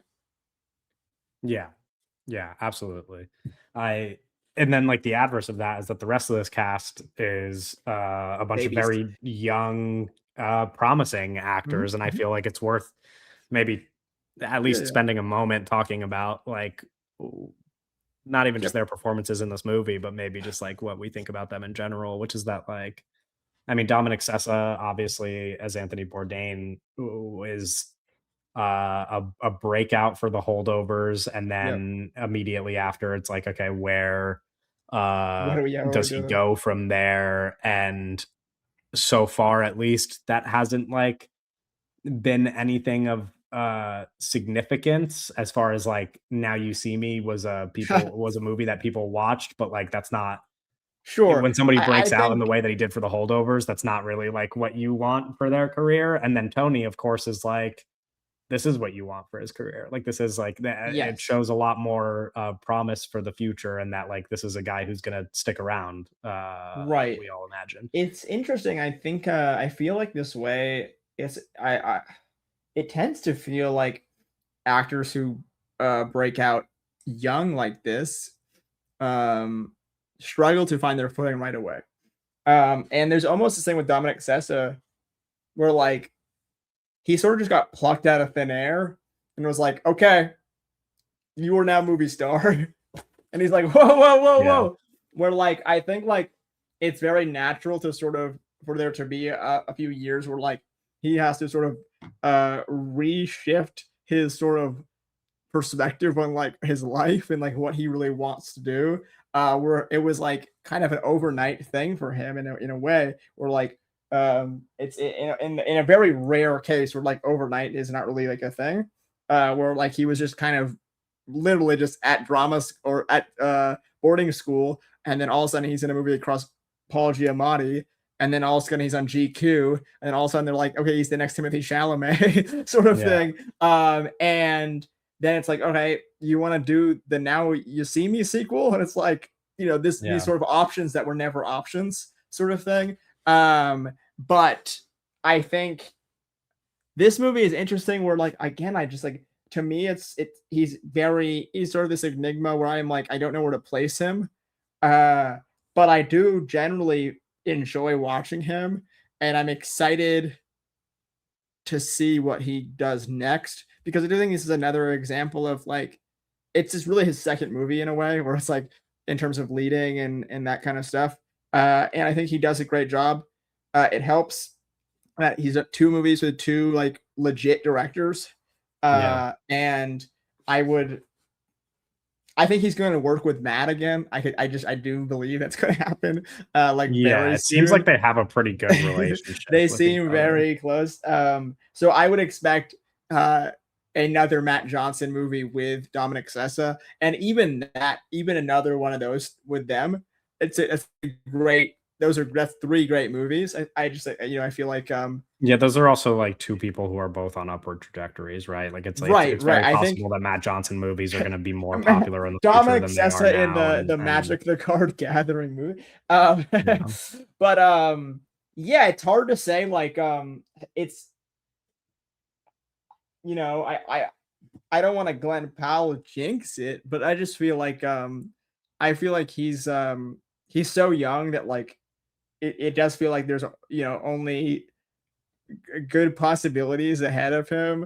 It doesn't yeah, seem like someone that like even though I mean now it's like he was just like he did it Now You See Me, like you just do like a one that's like a one-off thing, you know. I don't think he's gonna just be like all of a sudden he's in like 7 seasons of some random TV show or something. I just feel like right.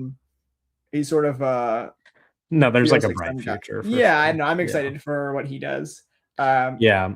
and also like he just I has so much room. I watched this movie and I'm like, he sort of is mirroring the Anthony Bourdain character, where it's like he has so much to learn, and that's like the exciting part. Where like he's so yeah, young and he's so raw in a way, where it's like the future is so bright, and I have no idea what it looks like. In this way, where like it's hard to predict it, but you can just feel that like the possibilities here are endless, where yeah, like there's just like so much untapped potential, and that's the exciting part, where you can't really even picture like what does a 30-year-old Dominic Sessa look like in terms of his career. Who knows? It's very mysterious in that way. yeah. With Amelia Jones and Leo Woodall, for me, it's interesting that like I think from Amelia Jones's perspective, this is an actor who I already really, Mhm. really adore, and then in this movie, I just think that the writing probably doesn't do her Sure. enough justice for her performance to really be one that I care about. Whereas, I like with Leo Woodall, it's the opposite, where I didn't really care about this guy at all, and then I saw him in this movie, and Oh I'm yeah, like, I yeah. need Leo Woodall on every one of my screens all the time now. So Yeah. it's funny how those are like opposites of each other. But I think for both of them, they're both Leah really good Woodall in the performers. Hunt for Gollum. Yeah, I guess so. He's also he's the Burning Rainbow Farm is like a Justin Kurzel movie that at some point was like mentioned on this podcast Yeah. and is going to come out. I don't know what some of these other movies are, but he's working on other stuff. I heard people liked Tuner. I haven't been able to watch it. Yeah, people do. He's in Of course, Cherry. he's what? He's in Cherry. Oh, Cherry, sure, yeah. I thought you said Jerry. I was like, what? No, well, Then he also like, I'm thinking of him has in this some. movie, and I'm like, he's so Massachusetts in this movie, and I'm Yeah, like, I it's I pretty can't imagine incredible. him. I can't really picture him with like an English accent. I'm like, Well, I I don't. was I feel also like throw thinking me like I off. this is a crazy connection to make just because we already have mentioned this movie on this Yeah. episode, but like I was watching him in this movie and I was like, dude, if he was if he was in Goodwill Hunting, like, he would have been a fucking movie star. No, right? No, like it's kind Like of funny I because really do think that you could remake Goodwill Hunting today and make him the lead and he would have crushed it. Like he kind of, I mean, in many ways, like yeah, you're talking about Ben Affleck and Matt Damon, but like I watched this movie, and even though he's not from Mass, I'm like he's sort of like stolen everything Chris Evans had, like yeah. in a way where like dude, like he's like super serum Chris Evans, where it's like Yeah. he's just like the final form of that Pokemon. But it's Yeah. very just it's funny where like I could just like It's like now what I'm if like Chris Evans could redo his career? but it's now I'm just like watching. I watch Tony and I'm like, well, yeah, you just got to be like, he's got to be this guy a lot. Where it's very funny. Yeah. I'm very interested to see him in the Hunt for Gollum, because imagine this character in the Middle Earth. Yeah. Well, I'm just like, I don't know. He's also I I watched him in White Lotus before I had seen him in anything What is he? else. Is And he like, English in that? yes. I don't remember if he has an accent or not. His Right. his performance is like fine. Is he doing That like the same, like he's like fucking big masculine sort of toxic guy? No, not necessarily. I mean, he's not playing like a good guy Okay. necessarily, and like he is kind of like, but it's this is I think this is like a pretty unique performance. I wonder how it would like because I think his biggest thing to date is probably that One Day show, which he was the lead in, One and day. was kind of like a very Well, his similar in hair is story. kind of crazy in this. Yeah, it's like it's very similar in story to like Normal People, is my understanding, and I Okay. wonder if that's just like kind of I don't know enough, but I wonder if his character in that is not just like kind of the opposite of his character in this, and I think it Interesting. would be really good to watch that and judge that performance to kind of see those Right. like two sides of him. Because I think this reminds But me of when Challengers happened, and Josh O'Connor was my first introduction there, and I was like, all I can yeah, see is Josh O'Connor as this fucking like yeah, and then very he's like the like softest, no, I like know. sweetest guy in the It's like world. this when these Yeah, performances when he comes because I Leo Whittle on this is so like sort of testosterone filled sort of like he's doing heroin on the beach. And yeah, then it's like I have no idea how he is in real life or just like kind of like what is his type in sort of roles. yeah, Which I think is a good thing if it comes off as like this is a total almost transformation um in a way. But I think he does a great job at this sort of angry uh guy because I will say one thing that I just want to touch on before we leave this thing is I was so blown away by the essence of the area in this film where to me like this is what it looks like around where I live in a way where I mean Good Will Hunting is a good example where like when I think of Boston or Massachusetts movies, it's like, yeah, it's what like it looks like an hour up from me or something, or it looks like that's what it looks like near me.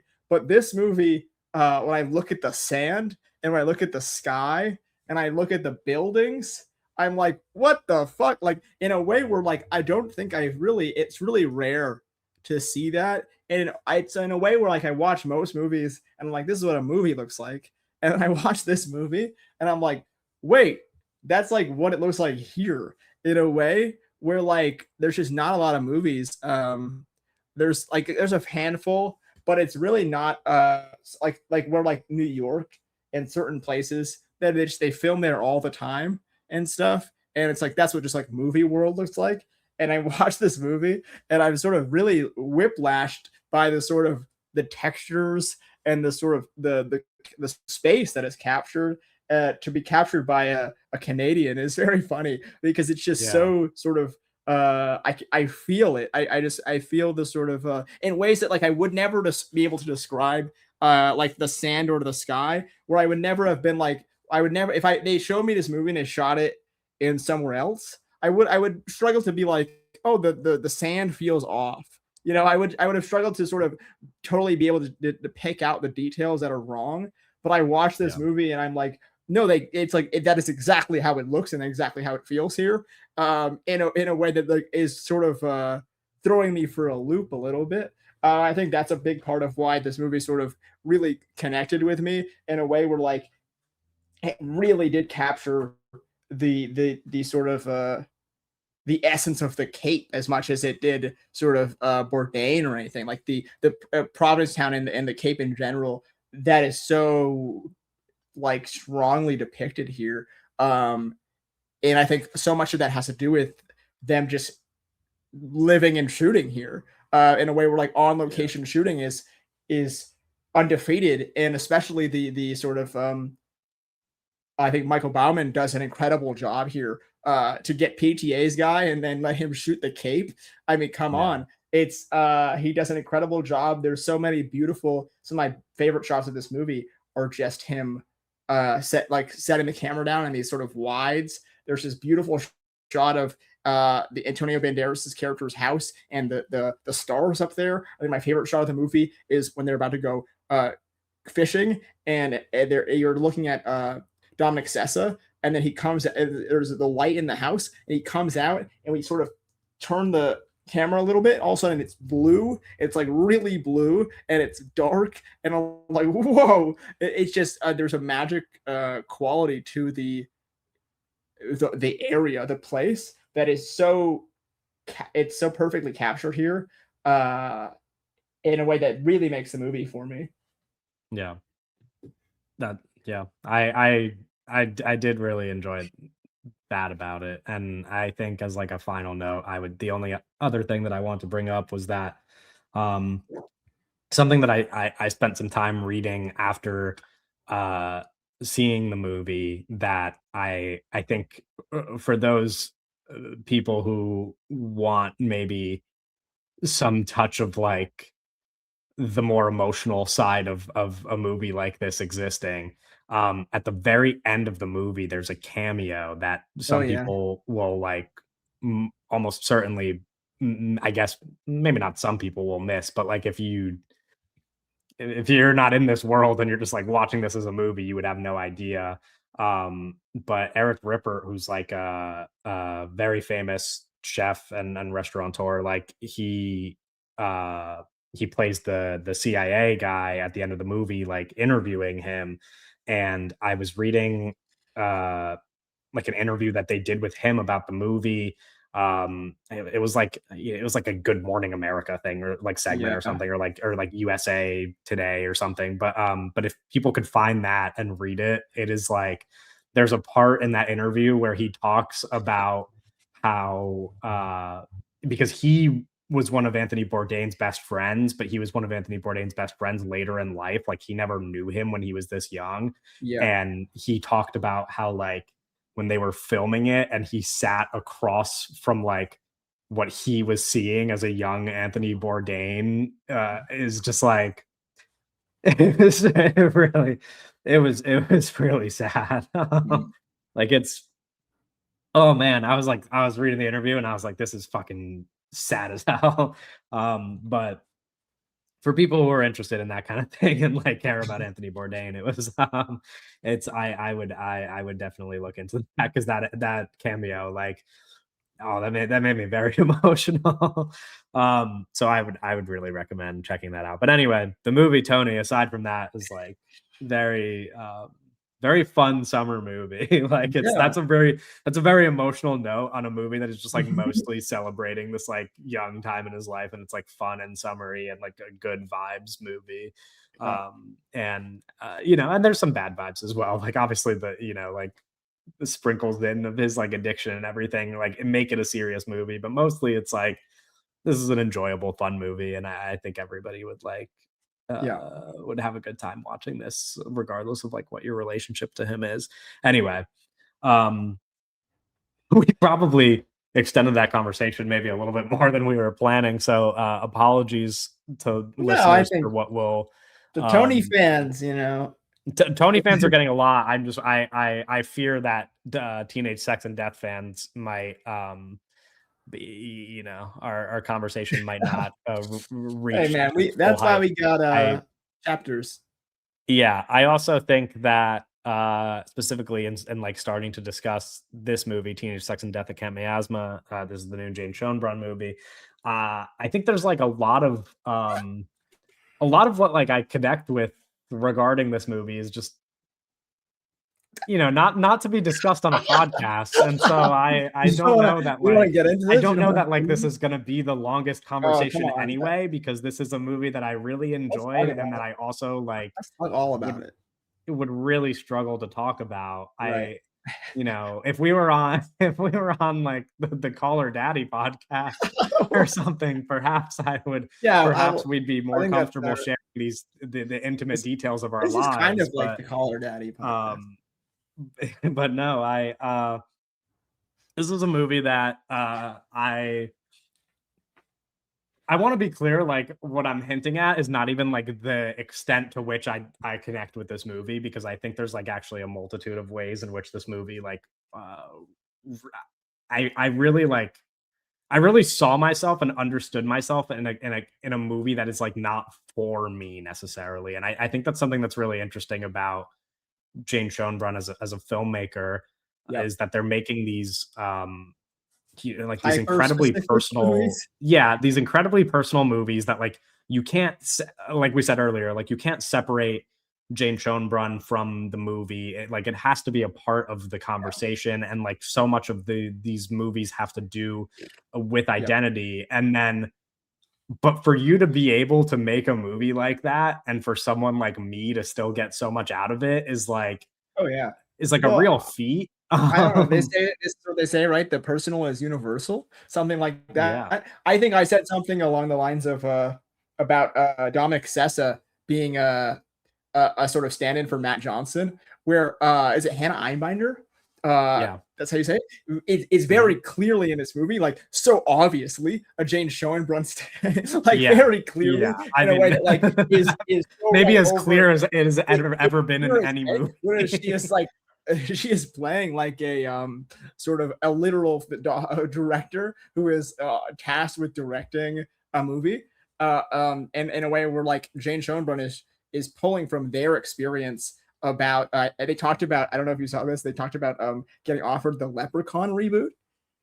Oh, I didn't see that. That's really funny. They talked That about would sort be of such a funny movie to have a real director attached they to. talked about sort of when the We're All Going to the World's Fair was sort of playing festivals and stuff. You know, they started getting all sorts of scripts and stuff that were thrown their way, and they got thrown the Leprechaun reboot, and they were talking about how you know they sensed this vibe that the sort of problematic nature of the Leprechauns movie would sort of be canceled out if they had a trans director direct Yeah, the movie. How like, you know, you could sort of take this sort of controversial IP, and if you got a sort of certain you know, a minority director of any kind, that would sort of make it all of a sudden not sort of contra, the movie would sort of be less right. likely to be canceled or whatever. Yeah. Have you And seen sort the of Leprechaun movies, by the way? no, I have not seen Okay. the, yeah, I Okay. have sort of a general idea of Sure, you sure, know the sure. vibes Yeah. of those movies, but Yeah. I can imagine the Jane Schoenbrunn Leprechaun movie would be an interesting one for sure. Yeah. No, that would be crazy. That's actually a really funny anecdote to have in mind when talking about this movie. You know, getting into the actual movie, I mean, you mentioned so Hannah Einbinder is a director, of course, and this is a movie in which she has to track down the Yes. now like reclusive star of the first movie in this franchise, which is very clearly like Yep. Friday the 13th sleepaway camp Yep. Well, type I mean, of they mentioned franchise. Felissa Rose in this movie, and I it made me think a lot about her as the sleepaway camp sort of you know, I mean, it's very Right. clear like they're at a sleepaway camp, but obviously Friday the 13th, it just feels such a sort of Yeah, it's like connective. both of those, and then and even like some other horror movies are very clearly like in Yeah. some Well, way right. referenced. Oh, for sure. Um, but Um, the the movie is about her trying to make, as you said, like this rebooted version of this like now put like forgotten franchise, or not yeah, forgotten, but yeah. like, you know, cast aside franchise. Right. And she uh spends the duration of the movie with the Gillian Anderson character in this in the who lives at the Yes. sleepaway camp where the first movie is filmed. Mhm. And so a lot of the movie essentially boils down to a kind of blending of reality and fiction.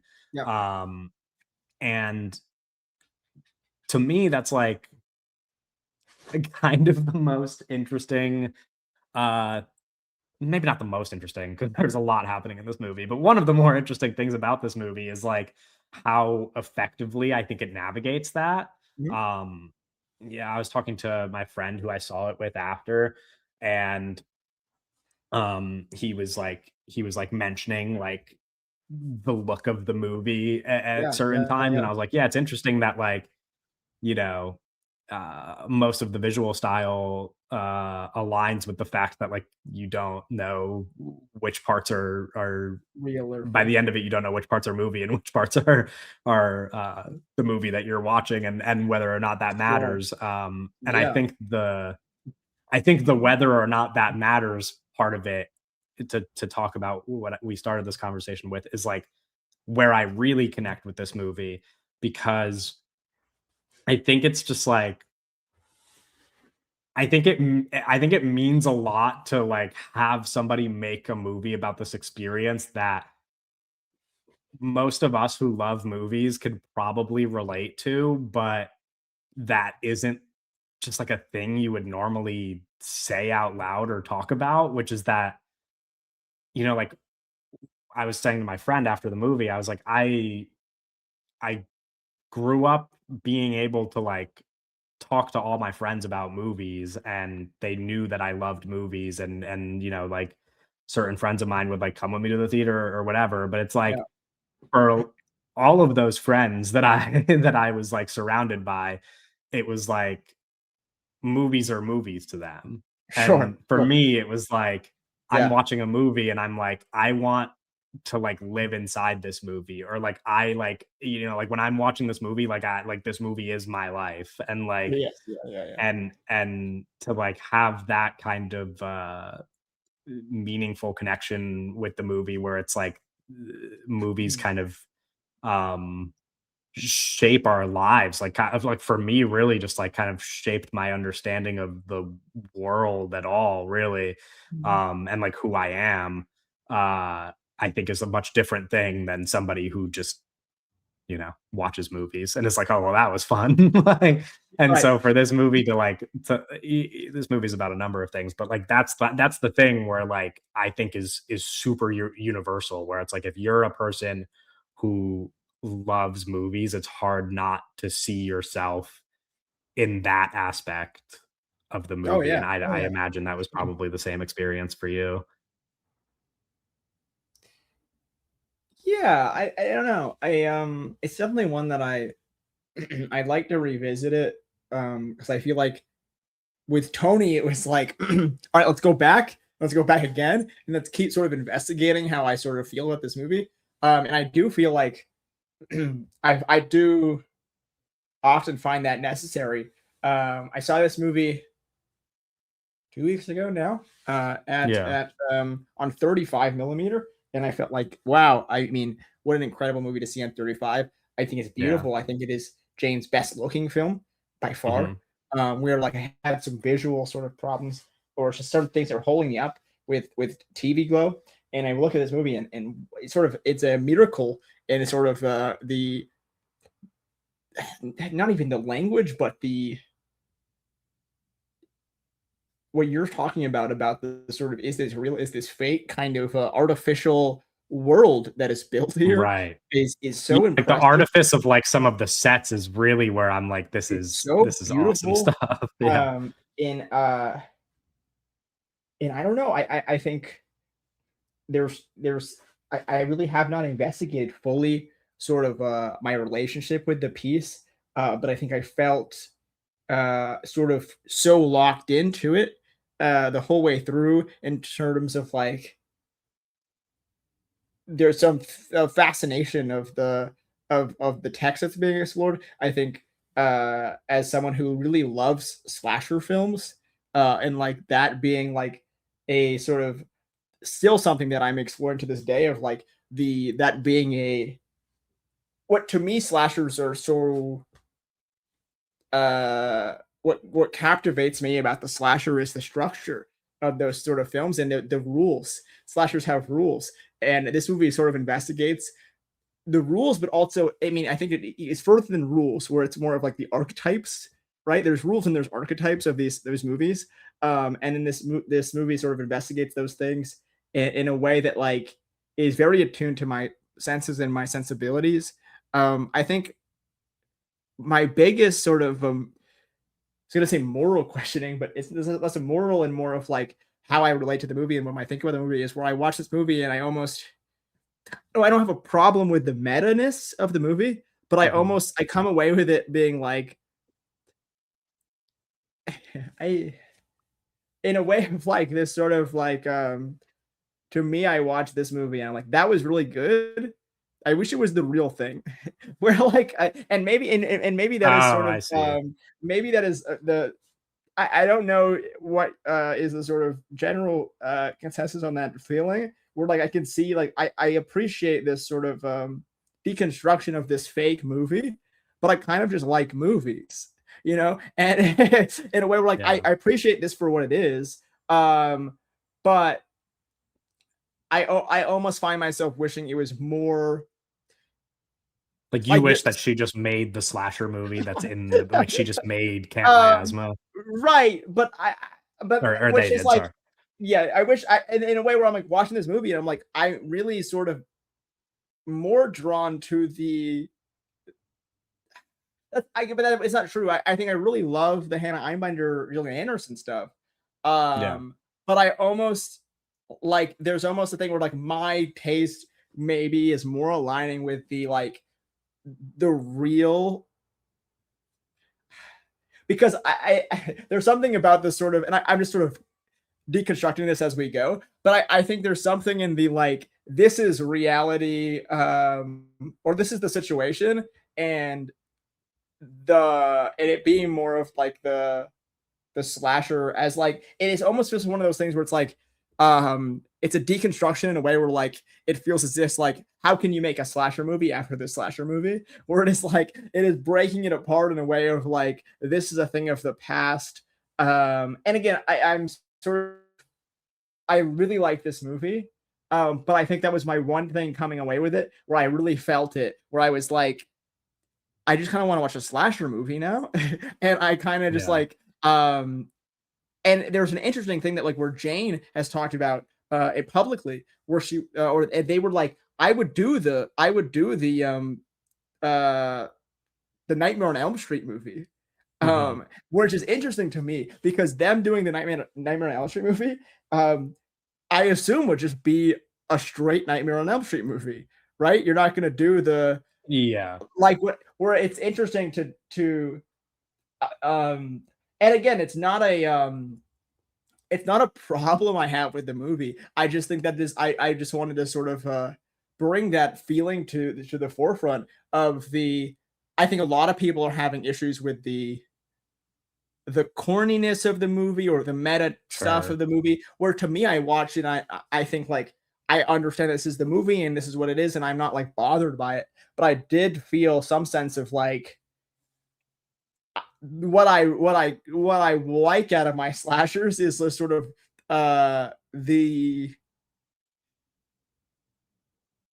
sort of structure and the rhythm that like they're sort of observing and dissecting, but it's almost too like I feel like God looking down right now in a way where like I want to be on Sure. the ground. Yeah. Um, I where I again, think that's valid. it's not a like, oh, this movie's bad because of this. I think that's just what's keeping me from like being like, I love this movie so much, so much, so much. But I think the perform like to me, I texted Sophie. Sophie texted me after I saw it, and I was like, oh yeah, like Hannah Einbinder, like I would give her an Oscar right now. Like I think she's so incredible. Yeah. You know, I'm not a hacks guy. I'm not a TV guy. This is really my Yeah. first sort of relationship with her. And I just sort of blown away by sort of her performance here. I think Yeah. it's really incredible. Like I said, the movie looks incredible. And I think that's where I'm at with it. I don't know. I think Yeah. it's so sort of because it's meta, it's literally like deep as the lake. It is like there's so much Yeah. layer. It's very layered in a way where like I could see myself watching this many times and sort of really digging deep and sort of scraping through and Yeah. figuring out not only what Jane is trying to get across, but what does it mean to me? But I Yeah. think like right now I'm just sort of tossing it around and trying to figure it out as it's still sort of fresh Yeah. way where I'm like, I don't I entirely know. I think to that first point that like that's I think that's a pretty fair reaction to have. My like biggest thing in terms of like the dialogue around the meta-ness of the movie and Mhm. really just like what most of the comedy in the movie rests on, of course, is that stuff. Is like I think about the Michael Myers joke, which I What just Michael like Myers? pissed myself laughing at when they're Oh, when oh, she's on the oh. Zoom That's call and the guy joins the Zoom call and he's like yeah, it's it's so like my Dylan to me Baker. I to me personally I thought that was so funny. And I understand that like for a lot of people that is that it falls Oh yeah, under the umbrella of a sort of humor that people have kind of tired of. My problem with that is that I have also tired of that humor. However, when no, I mean this is filmmaker we talked about the relationship between like film and filmmaker, and I yeah, felt like from the second that this movie started, it was so obviously a movie made by someone with such a passion and appreciation that what's like meta about this movie, like if some hack made this movie, I'd be like, that's not funny. But sure. because No, I think it the jokes land. feels like the movie that it is to me in my world, I just like I think all of that stuff really works. And so I might have a different relationship to that than what people are like criticizing about it, because for me I'm just like, yeah, I don't know, this is just such a personal movie and it has so much like it has such like an over I didn't really expect it to be a movie that was just made with so much like joy in the way that it is, that I'm Yeah, like, I don't know how I could watch the meta stuff or watch like the humorous parts of the movie and not be charmed by them, because I really like feel that the entire time I'm watching the movie. Um as for like how, because like what you're saying is less about the humor and more just about like it being meta at all as like the structure of the movie. sure. And so from that perspective, I guess I could maybe really understand you, because I do think that this would maybe still be just as interesting of a movie if it was like if it just was the slasher Yeah. instead Well, of it being this other thing. I guess where I'm coming Um from is like I think you can be satirical to a thing while also still kind of being the thing.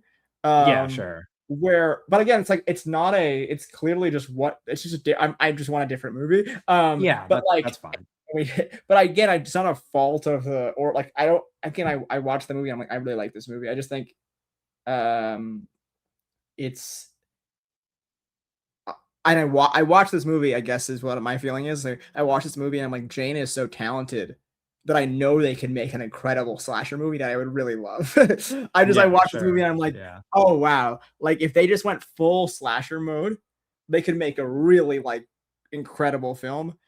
Uh and this is a great film. I watched the like the late December or the long December sort of famous at this point like kill Mhm. montage sequence. I'm like, this is incredible. This is really great. Just all like the kill. I mean, all the slasher stuff is so wonderful.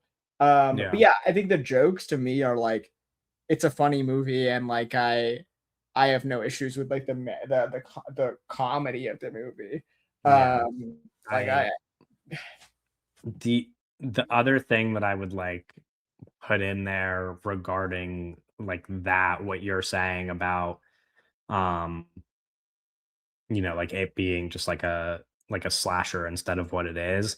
And I think what the reason why I'm happy it's not that is because I think like the other side of the themes that I was talking about, not so much like the movie themes, but this is like a movie about sex and desire and oh yeah, no, death and it's a lot voyeurism, a is lot more like, than yeah, you can't really make it a movie about those things without of the course. movie being structured the way it is. And I Yeah, think that that like blending between what's real and fake, there's like Gillian Anderson's character says essentially like when they're talking about sex but also talking about filmmaking, I guess, in a way, she kind of like says like right. it's all play essentially, and like Yeah, or more than once in the movie.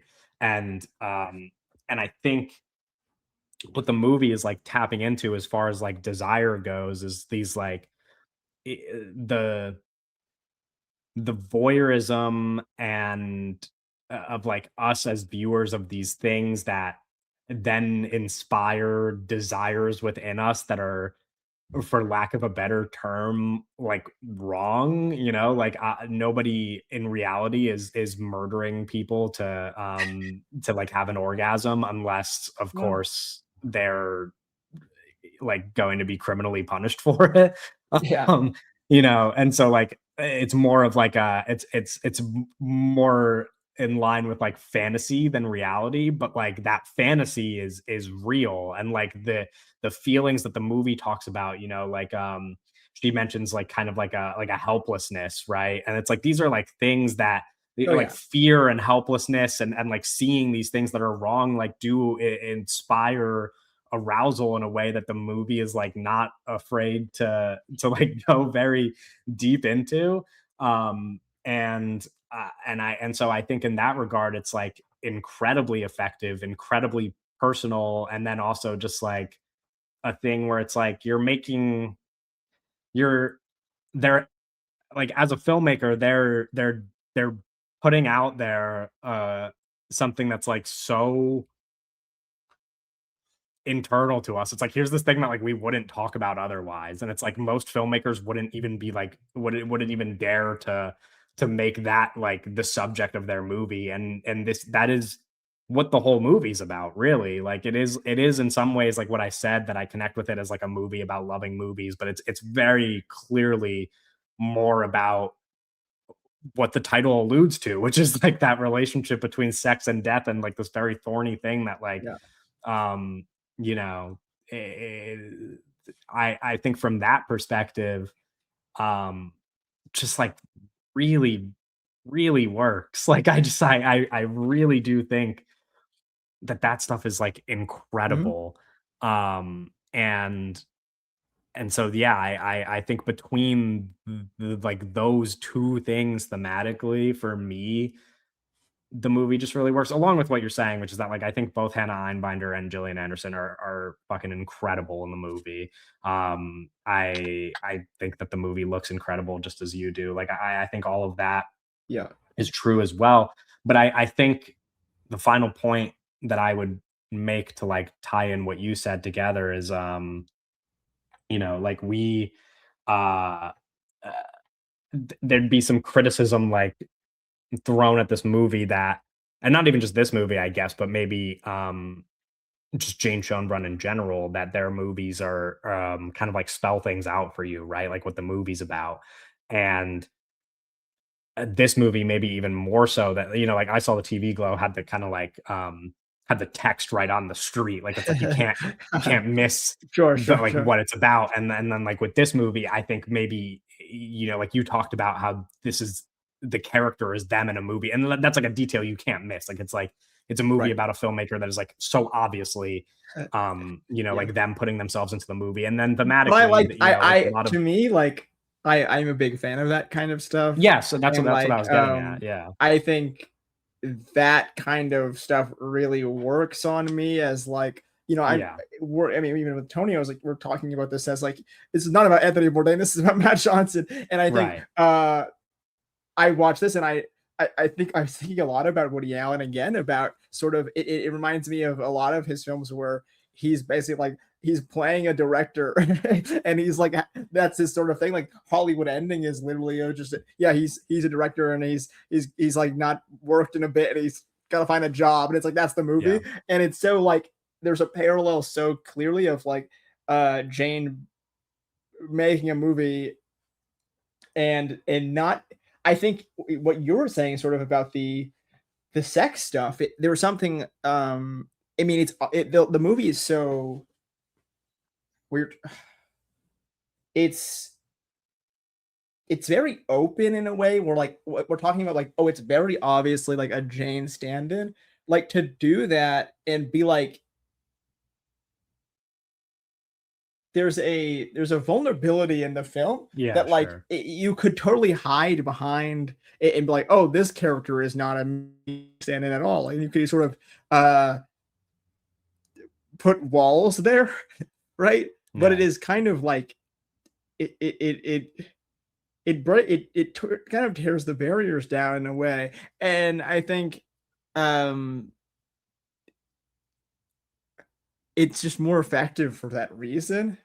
Yeah. I would say, like, Yeah. I think there's a part of it where like the things that are very clear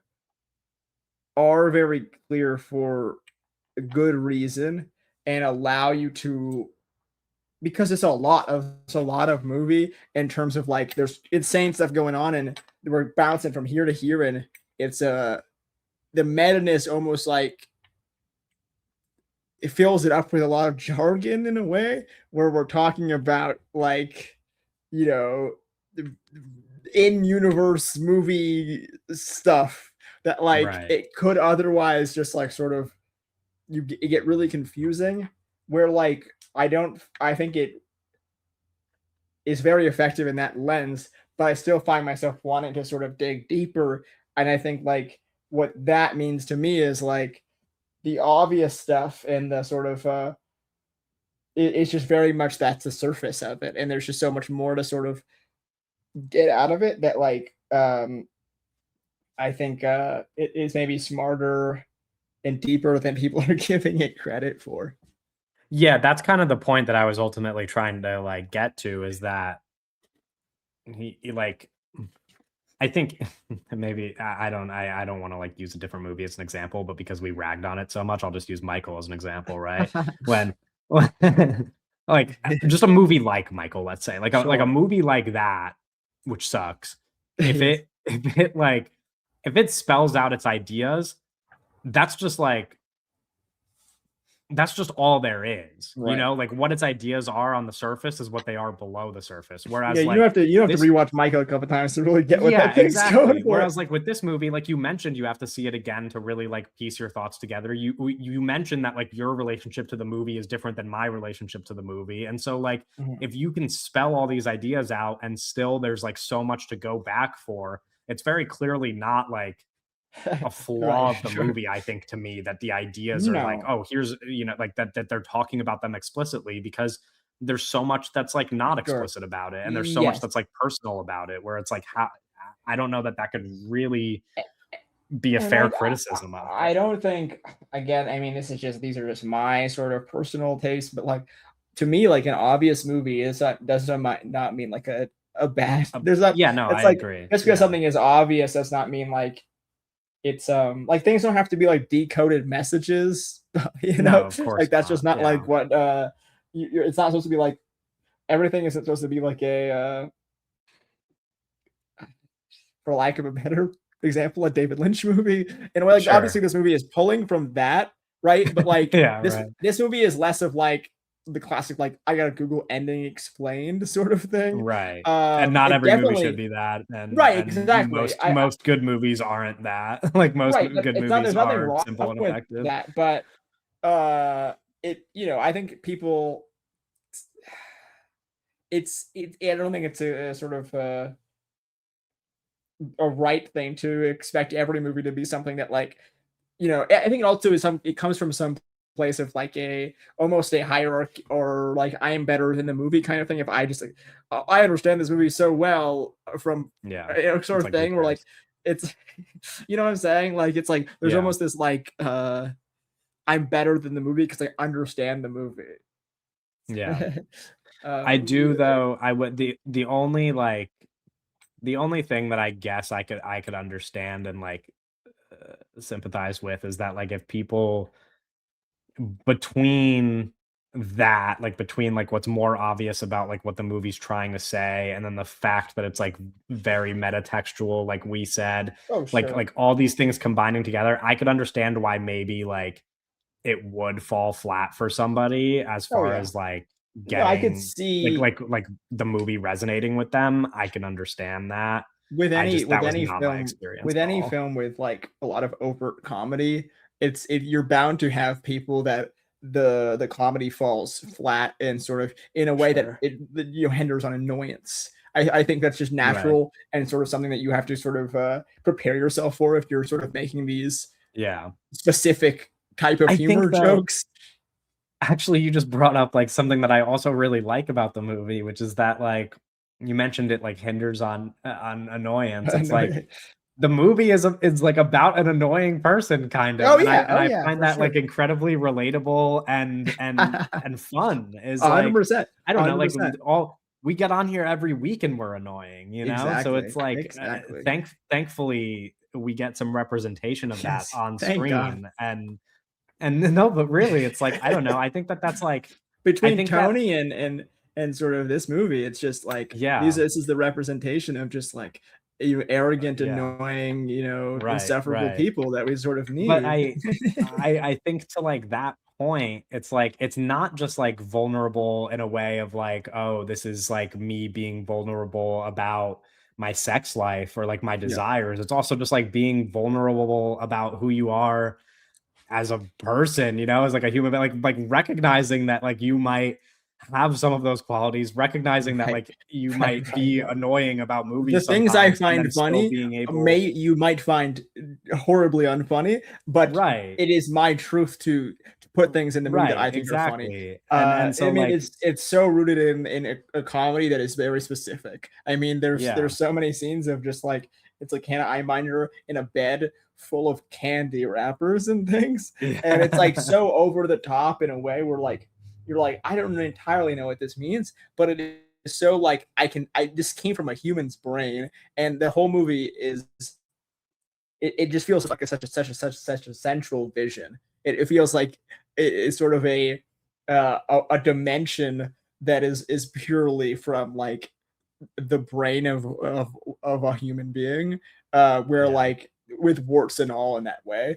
Which I think this is a good point to make about the sort of vulnerability, because I do think like that is what filmmaking is in many ways. yeah, And sort of there are the walls where like I kind of talked about where like there are all elements where you can hide behind the movie, but I think the movies are often most effective where despite all the walls and despite the sort of distance between filmmaker and film, yeah. it does not matter, or the filmmaker is sort of bursting through. Right. Yeah. No, yeah, I agree. And I think the movie's all the better for it. And I think like going back to the point I made, which is that like and we talked about Tony as this like fun summer movie. And I this Yeah. is like I do like in a lot of ways think that this is just like a movie with so much joy in it that like Oh yeah. it is that as well. And I found that really like I thought it was, like, really pleasant that I going from a movie like TV Glow and even We're All Going to the World's Fair, which are Sure. just, like, Sure. movies that are really Bit downers. depressing, Yeah. to, like, No, making this yes. movie that is just, like, you know, like we're saying, like, a vulnerable movie about yourself, but also, like, in so many ways, like, a celebration of Yes.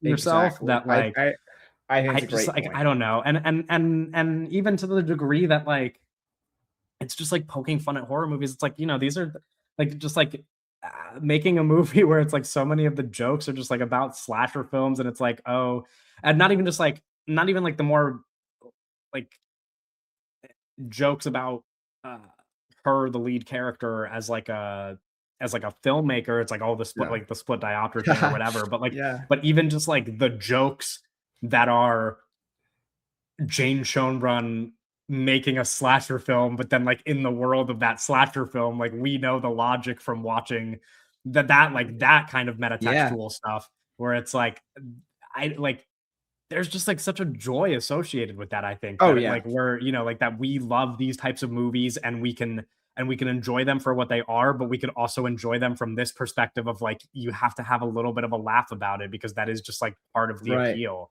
Right. Um I remember TV Glow came out and we did our podcast, and Doug sort of having these like sort of feelings of like this movie just makes me really sad. And sort of yeah. really there's a confusing feeling where I just like I don't know how to feel about this movie because the movie makes me feel bad. And I think where I had different sort of feelings about the movie, but I think it's a sort of clear difference in this film where, like you said celebration right? Is it's a you have the scene where Hannah is running through the woods covered in blood, but Yeah. there's sort of And you're like, a this is amazing. Yeah. it's you're watching this and it is as if you're watching someone like uh win a race, or like sort of like Right. they're sort of they're ahead, and you know they're going to win, and you're sort of preparing to celebrate, and you're sort of celebrating the sort of eventual victory, and sort of you can't help but sort of cheer it on, and it is this sort of there's an uplifting nature, and it almost, I think there's something interesting to sort of contrast that success and cheering and in sort of victory with the murder and the sort of the violence in the film, and the violence being very artificial in a way. I don't know what you would sort of how you would exactly describe it, but the violence is so over the top and sort of sanitized in an interesting way where like that's a choice to make it like not very like Right. gross or like Sure. because there there's people's like heads cutting off and then like it literally is like a fountain of like Yeah. of like Which is so very like fun. it Yeah. is so fun, it is, and that's kind of like to me like that's the root of the slasher itself, right? It's like it is, that is what it is, right? It's young people are getting murdered, young beautiful people are Yeah. getting murdered, but it's so much fun, right? Yeah. It's like the Tarantino bit where he's Yeah. like, Not only are they getting let's murdered, it's also really horny when they're getting right, murdered. Like, which right, is, yeah. right. That is I mean, the crux right. of the slasher right there. That is the sort of Yeah. essence Sex and of it death. Yeah. is the sex and death, where and it's so much fun. Yeah. Which I think, yeah, I think back to what I was saying earlier about the desire of it to be a literally just a slasher. I think to me that really only comes out of the one because I love slashers so much, and two because I watched this and I'm like, oh yeah, Jane would just do a better job than like literally anyone else doing it right Yeah. now. And that's like I want to see that movie. But I do think if this movie was like when I talked about that, I was thinking about her private hell in the sequence where like they're doing like Star Wars, and I'm like, I didn't watch that movie Right. because I was like, oh, I wish Nicholas Winding Refn was really doing a Star Wars or like that kind of movie right now, because clearly, that's not, I don't want to see that, but I just think Jane is so suited for it.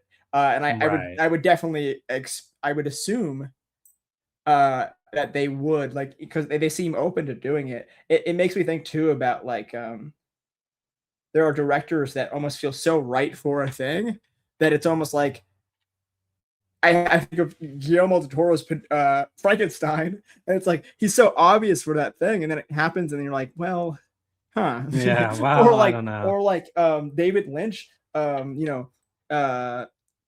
sort of was always riffing on the Wizard of Oz. And it's like, but should David Lynch make a Wizard of Oz movie?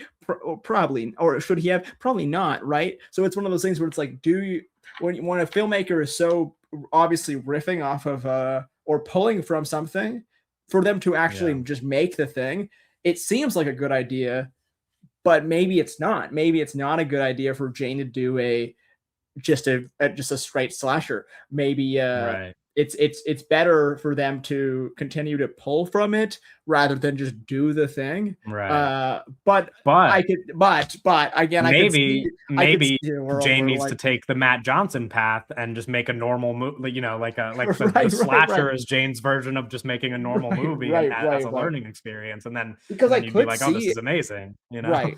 Because I'm thinking about like Thanksgiving, right? And I'm like, Yeah. dude, Jane could destroy that movie. I love Thanksgiving. I think that Thanksgiving is great. But like that movie's so like structured and simple, and like Yeah. this is what slashers are like. I could just I watch this movie and I'm like, the small bits of, we have this scary thing or this like slasher guy running around chasing people and killing people.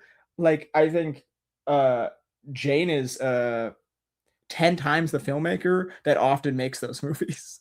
Yeah. Like the type of guys, the journeyman, random ass filmmakers Yeah. that made those 80s slasher movies. Like, come on, like it's like Eli Roth is no Jane Schoenbrunn, that's for exactly. sure. It's like, Both morally as a person and as a but filmmaker. that's what I'm sort of getting at is like the good slashers are often not made by like the best filmmakers, and that's kind Yeah. of what's a part of them, Appealing and about sort of them. Yeah. what Jane is almost getting at, or not almost, but is we're tapping into here is like the schlocky silliness of those movies, right? Yeah. We're like there is a you're not watching like the you go to the to sleepaway camp for something different than uh uh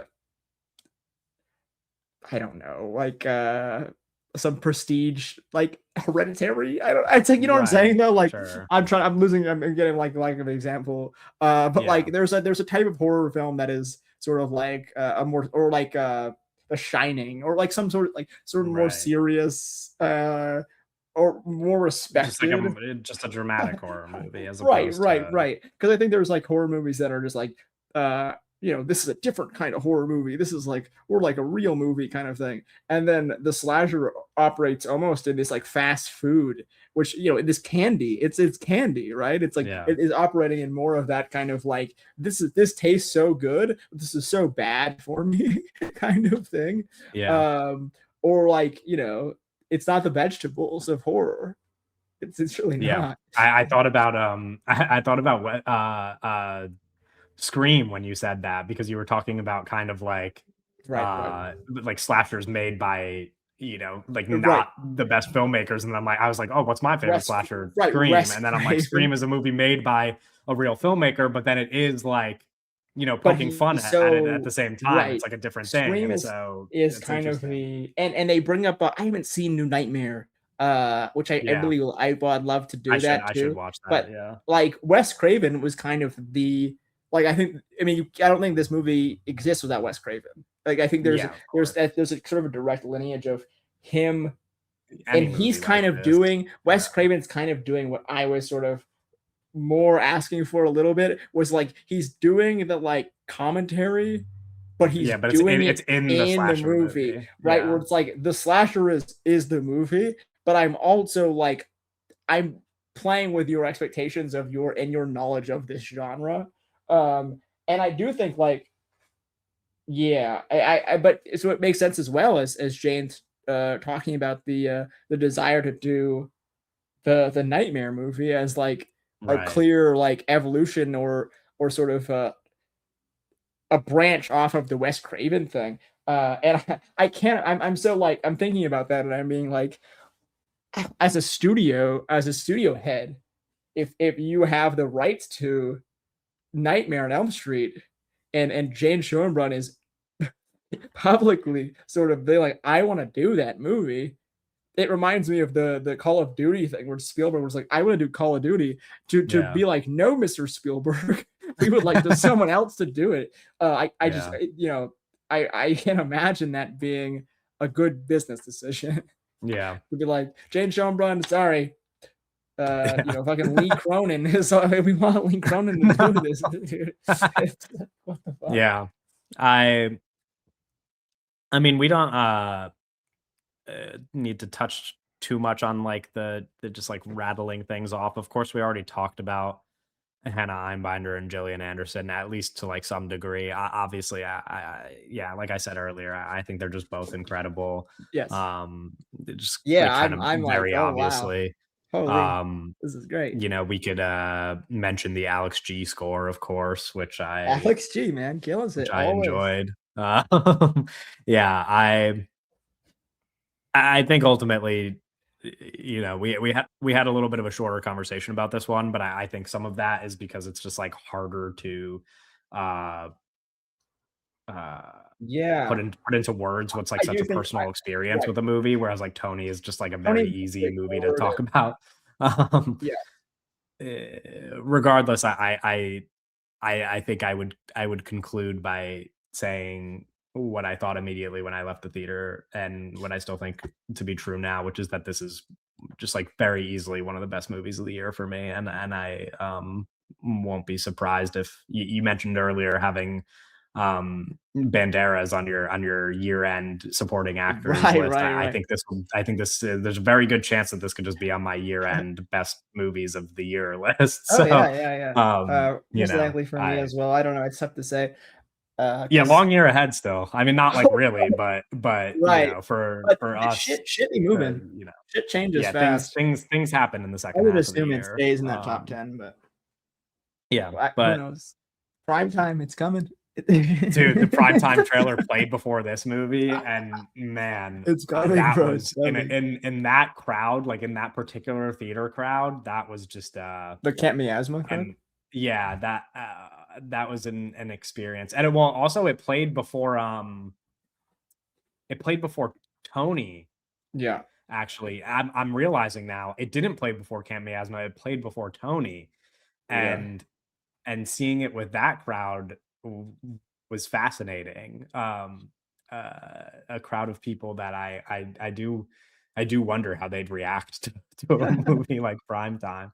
But man, that is just like I don't want to say like movie of the year, but like the trailer is just so I far and away like the most exciting trailer right. of the year that the anticipation is It does to me, like, through the it roof. does very much feel like the movie that I'm like, it's got the shot, it's Yeah. got the opportunity to do that, and, like, Yeah, I am let's see what setting it up for, happens. like, But then we also crazy. have a whole film festival, and then not to mention, Sure. you know, like some potential, you know, heavy The hitting Dog movies Stars in next week, who November and knows, right? December. Who Yeah, The knows? Dog Stars next week. But before uh we talk Imagine about the that, 5 stars for um the Dog Stars, baby. yeah, we're gonna wrap up on talking about movies there. We'll very quickly rattle through some news because this is a long episode.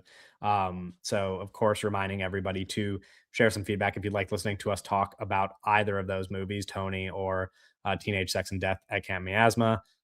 You can like, comment, and subscribe on YouTube. You could rate the episode on Spotify and Apple Podcasts. And I would also greatly encourage people, if you're not following us on Right, Spotify, and please subscribe. do. I was looking at our Spotify numbers and we have a very skewed uh percentages ratio, I guess, between the number of people who listen to us on Spotify and the number of people who follow us. So if you listen to us on Spotify and you're not following the podcast, click the follow button, you know, and then you'll see on your feed every time a new episode Yeah. pops up. But otherwise, we'll very quickly go Wait, through some of this stop. news. I Did you think see this? It's a hmm, Variety article. Ridley Scott says, "I'm not a filmmaker, I'm an influencer." I didn't see that, but of course he would say Funny fucking guy, that. bro. um, our first piece of news here actually I think has to do with some of the conversation we were having around somebody like Dominic Sessa and like other rising stars. It is you know, a collection of information that circulated this week in a Page Six article about Indy Navarrete after she agreed to be in Marvel's X-Men movies, which the biggest piece of news from that article was the rumor that she would no longer be in contention to have a role in Heat 2 because of her commitment to X-Men. Some of the other details in this article included that she is regularly turning down mid seven figure offers, that she passed on a $2.5 million offer for a horror movie from Matthias Honey, who Yeah, like, no offense what to the Matthias, but fuck I would is that? probably I would turn your also shit down turn too, down bro. that movie to get a Marvel paycheck. But no, but okay, so Um, this is the interesting thing is and like I was like, who the fuck is this guy? Right? And then apparently she's already like in one of his films.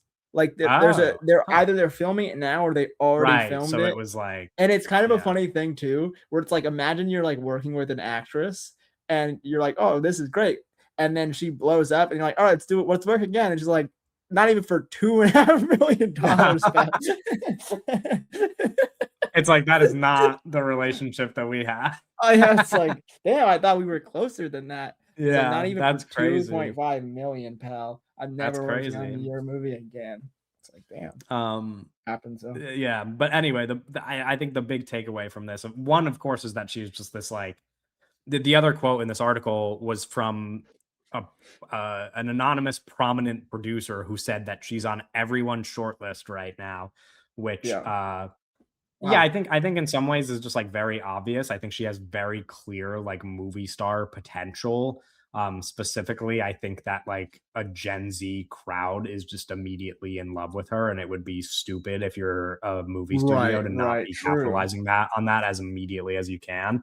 Um, and so yeah, I think she's like a star that's here to stay, Gen whether you Z, like that bro. or not. They're making movie Um, stars. Wow. yeah, and I think the Heat 2 thing, I was thinking about it, and it's like, obviously everybody's immediate reaction is gonna be like, "Damn, that sucks that she's not in Damn, Heat 2." girl. Damn.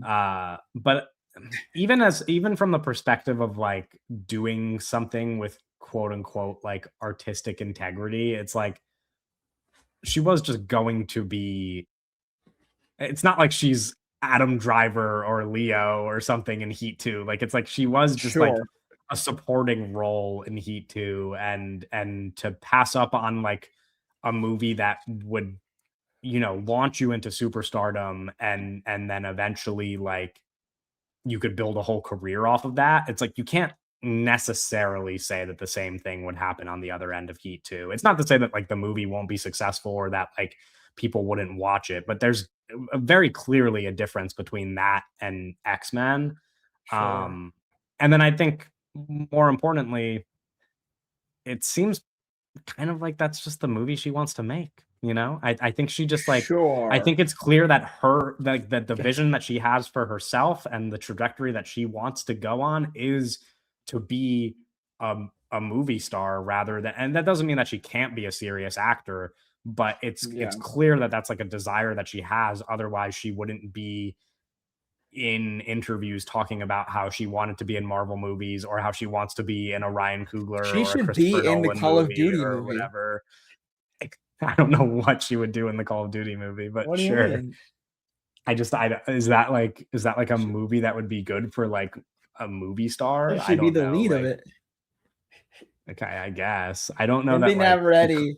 Dude, that I made don't me know that make the Call of Duty movie is going to be like that a movie make good star $5 billion. vehicle. And he No, never ready the Call of movie Duty. will make a lot of Can you money. imagine? I just don't know that like I don't know that the movie is going to be like I What? don't think that the make or break of the movie is going to be who's acting in Leo it. Woodall should be in Call of Duty. Honestly, sure. Yeah. He could be the lead. Imagine I he feel like could he be. would look great with a gun and a helmet, like He would look. almost He would certainly. look great. Yeah, he would look great. Um, I don't know, but anyway, the point is, I think a lot of people had opinions about this on the Sure. I internet, don't and I know. think Yeah. the I big mean, takeaway is that like none of that shit really matters. whatever Like she I think wants to to do. me, this is just like pretty logical and rational. Um, and Not my worry. yeah, I mean, we'll be seeing her. We'll be talking about her often, probably on Doesn't this even. It podcast. doesn't even Um, affect me. Another young actor who we'll be talking about often on this podcast in the future is Owen Cooper, who's being eyed to Oh, star opposite Hugh Jackman in Ridley Scott's adaptation of Treasure Island. kill him. And You and love Owen Cooper. You and love him so much you haven't even watched the show that made him right. famous. See, this is how it happens. See, I've seen Wuthering.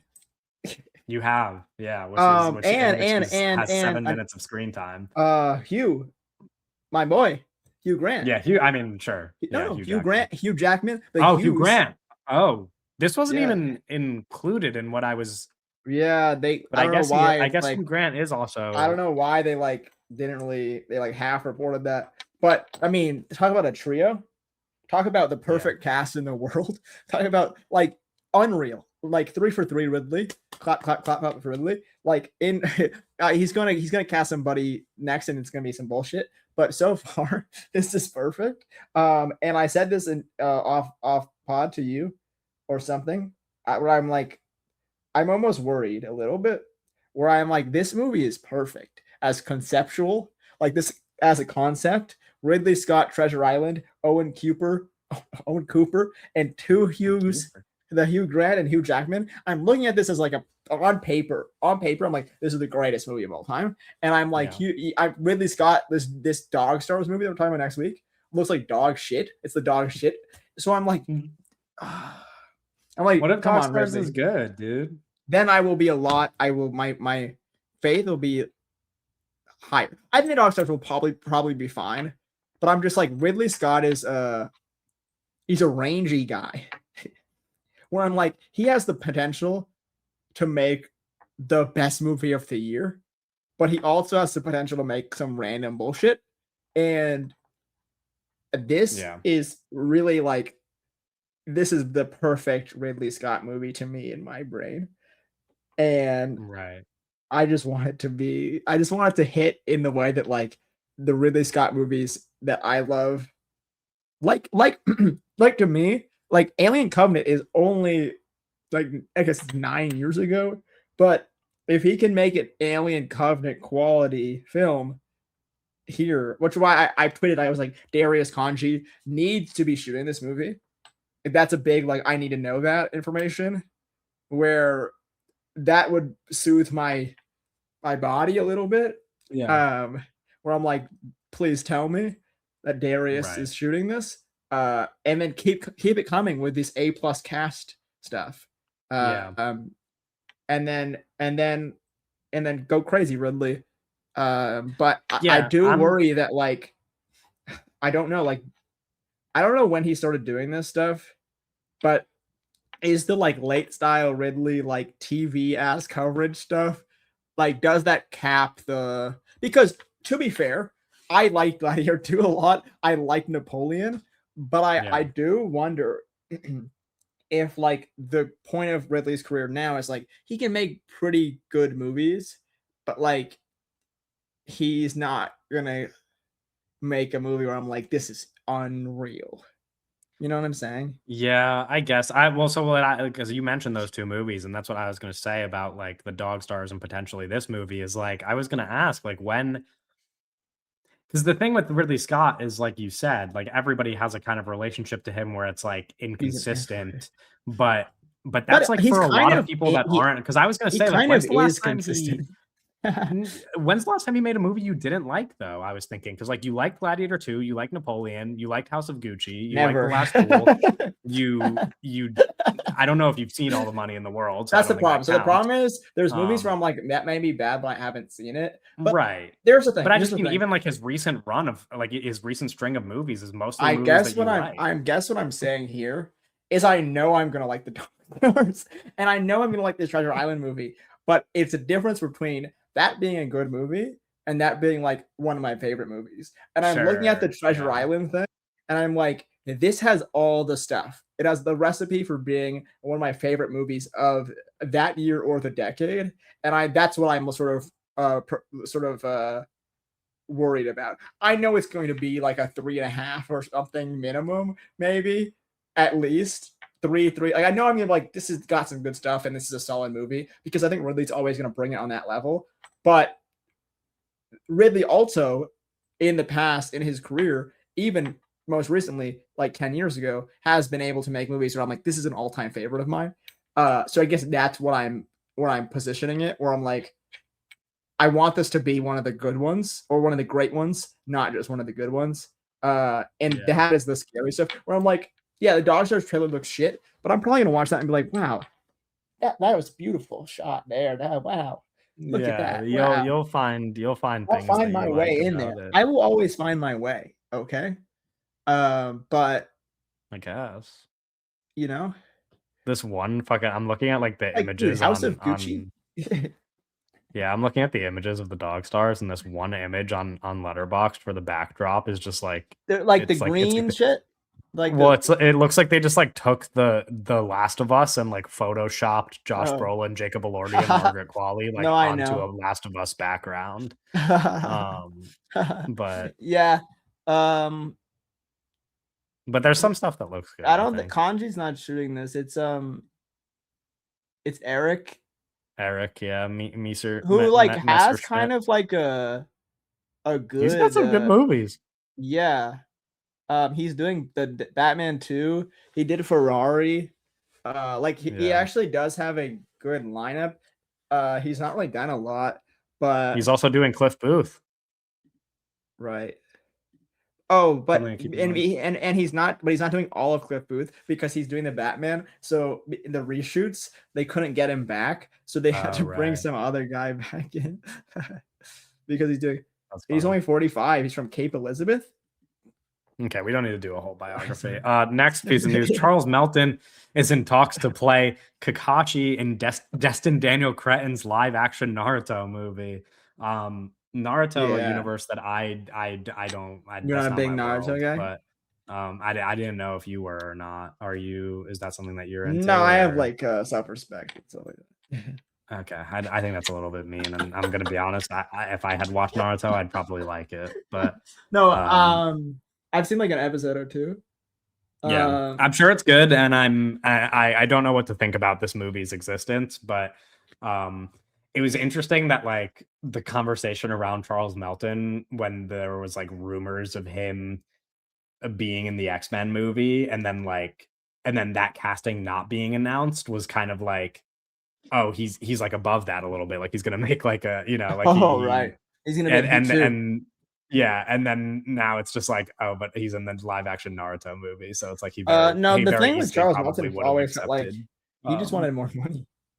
yeah, Um, yeah, and he could still be Beast. yeah, that's true. He could, and He could still I would be. welcome that. Yeah, I could see his Beast. Yeah, I listen. I'll watch Charles Melton do fucking anything, dude. I literally don't care. I love that guy. So, this sounds interesting to me.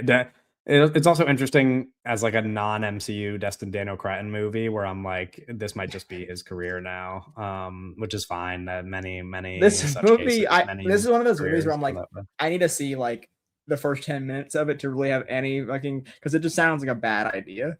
Yeah, but maybe it rocks. Who could say? Sounds like the We've One got some Piece Netflix more show. casting additions to Miami Vice 85. These are the two love interests of our Austin Butler and Michael B. Jordan leads, Whitney Peak and Camilla Maroney. Um, two actresses who like I don't know that either of us have really seen in anything When as is far the as I know. new Hunger Games movie, and people on Twitter Yes. were No, freaking no, out that I because she's yeah. 23 years old and Michael B. Jordan's like 40. Yeah, What do you have yeah. to say about that? What do I have to say What do you have to about say that? about the age gap romance in Miami Vice movie? Damn it, it's kind of crazy that Michael B. Jordan's 39 though. Am I Yeah, he's that's unk, bro. like a little bit, yeah, but it's also like I don't know, that's like a 28-year-old man. Like that's like, Yo, you know, Leo, chill, you bro. know what I mean? I'm like that's He's a no, he's not. I know. He's no, dude. He like definitely he like needs to start a family and stuff. Like he needs yeah, to he's like definitely like an older guy now, but he just has so much, he's gonna be he's gonna be an incredibly handsome 60-year-old. Like when he's 60, he's gonna be so hot. Because yeah. he's just Well, like, I don't know. That's just not a 40-year-old man in my eyes. But his uh co-star in Miami Vice 3 is not even born yet. Jesus Christ. Um Yeah, I don't have any opinions about the age gap thing. I'll be Okay. honest. I truly can I say that I Yeah. don't Well, care. so personally, I just want to announce here that like I just can't watch the movie. I think I'm gonna like boycott it. I just don't support. Is I just don't support that kind of stuff. I- isn't speaking of though, is it's funny that you bring up the age gap thing because isn't Camilla Maroney one of Leo's exes? I don't, I don't keep up with I that kind of think I stuff. could be wrong, but I'm pretty sure she dated Maroney. Leo and then got too old. Yeah, fucking happens to the best of us. Been No, there. let me let me fact check this. Camilla Ramoni, yeah, makes a very reference to, yeah, they definitely dated. Um Damn. they dated in 2018, which means she was what? She's only 29 now. So that was she was 21 back then. All right, Leo. You see the video of Um Leo walking on the beach? no. Walking on the beach? What? He's just walking on the beach, and then there's all these like comments being like, "He walks so gay." It's just like, I That's don't funny. know. Yeah, I think I think they broke up when she turned 25, so she's part of that joke. Ugh. I think she Oh, might come be. on, I don't know if Leo. she's the inspiration for the He joke like or if honestly like he has to just like date him for like 1 year longer just to like throw yeah. off the He also set, just you needs know. to like, I don't know, be normal. He also just needs I to like think we're not step far his removed age, from but it's that, you fine. know. How old Yeah, is that's he? that. Yeah. I'm 50? like 70. He's No, 70 he's years old. no, he's not. No, yeah, he's like 50. But Damn. um let's see. Leonardo.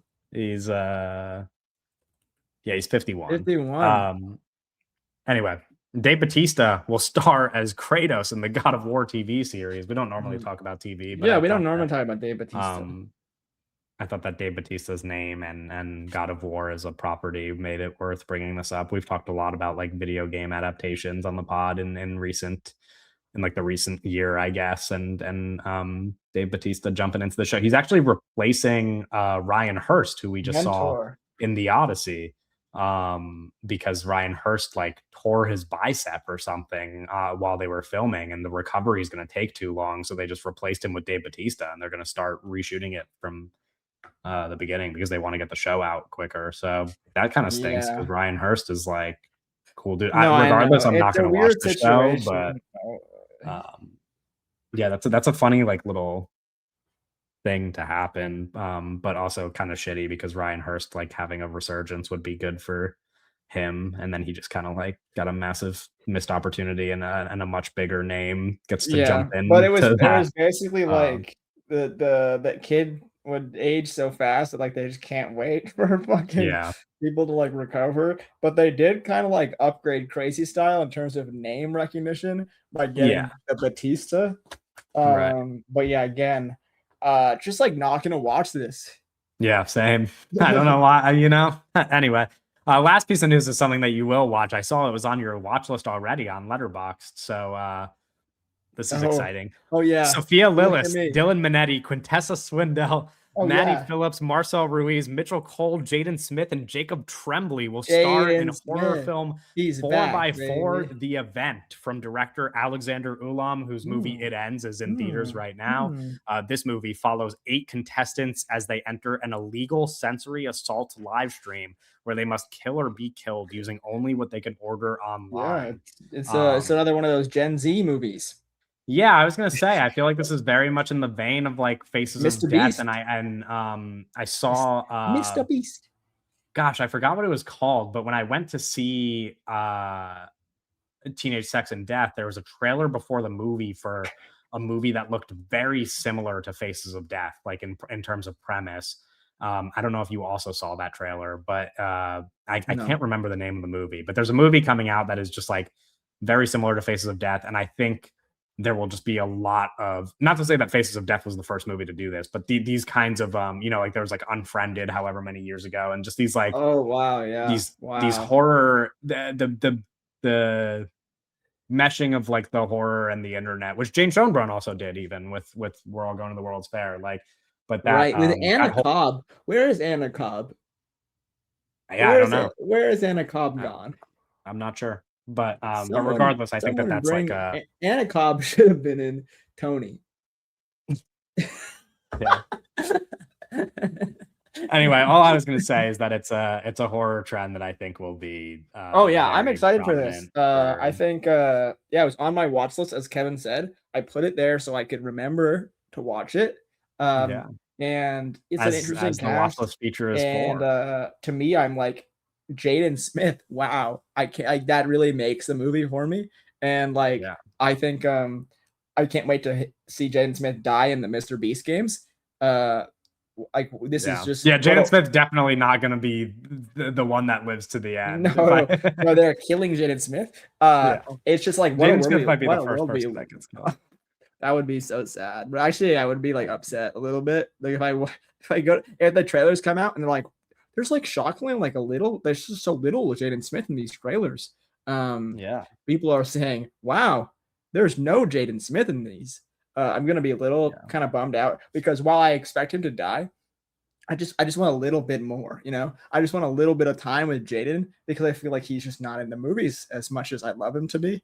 And so yeah, that's just my note for the director and the producers there It's just like a little more Jaden than you might have already had, because for the Or Jaden maybe heads. we don't know. We don't know though. Maybe Jaden True, just true. is If the most Jaden is the prominently lead, featured cast member. and Jacob Tremblay actually is the is the one who takes his legs are cut off or something, like he's the Unabomber, you know. Yeah, I do know. Yeah, I was gonna say where's Sophia Lillis been, because the last time we really Right. saw and liked her was in Dungeons and Dragons. But you know what I realized looking at her letterbox is that she is supposed to star in Ancient History, the new Annie Baker movie. So Well, there it is. Sophia What if Lillis. Jaden Smith was in the Annie Baker movie? If Ancient History and 4x4 both come out in 2027, what a Wow. year for Sophia Lillis. Imagine that. Yeah, which I very likely thing to happen. I would imagine that both of those movies will come out next year. Yeah. Wow. Anyway, you know what? Like anything is possible. I think like you really can be in 2 movies in the same year. Like, wow. All right. We're gonna wrap up our 3 hour. Sorry, I was just really trying to get to 3 hours. That was yeah. Next week, episode 180, as Owen has already brought up and as we have talked about in a little bit of detail, we will be talking about the new Ridley Scott movie, The Dog Stars. So we will see you with Margaret, the recently divorcee. Quali. You really wanted it to be 3 hours. You really like it was just gonna fall under 3 hours, and then you had to say something. Thank yes, you for Margaret watching. Qualley is in The Dog Stars. Subscribe so we can get to 1,000. Yeah, that's true. We're over 900 subscribers. Get us to 1,000 on YouTube. Follow us on Spotify again. Tell your family. Tell your next mom. week, like I said, episode 180, The Dog Stars. We will Make see fake you accounts later. Bye. Bye.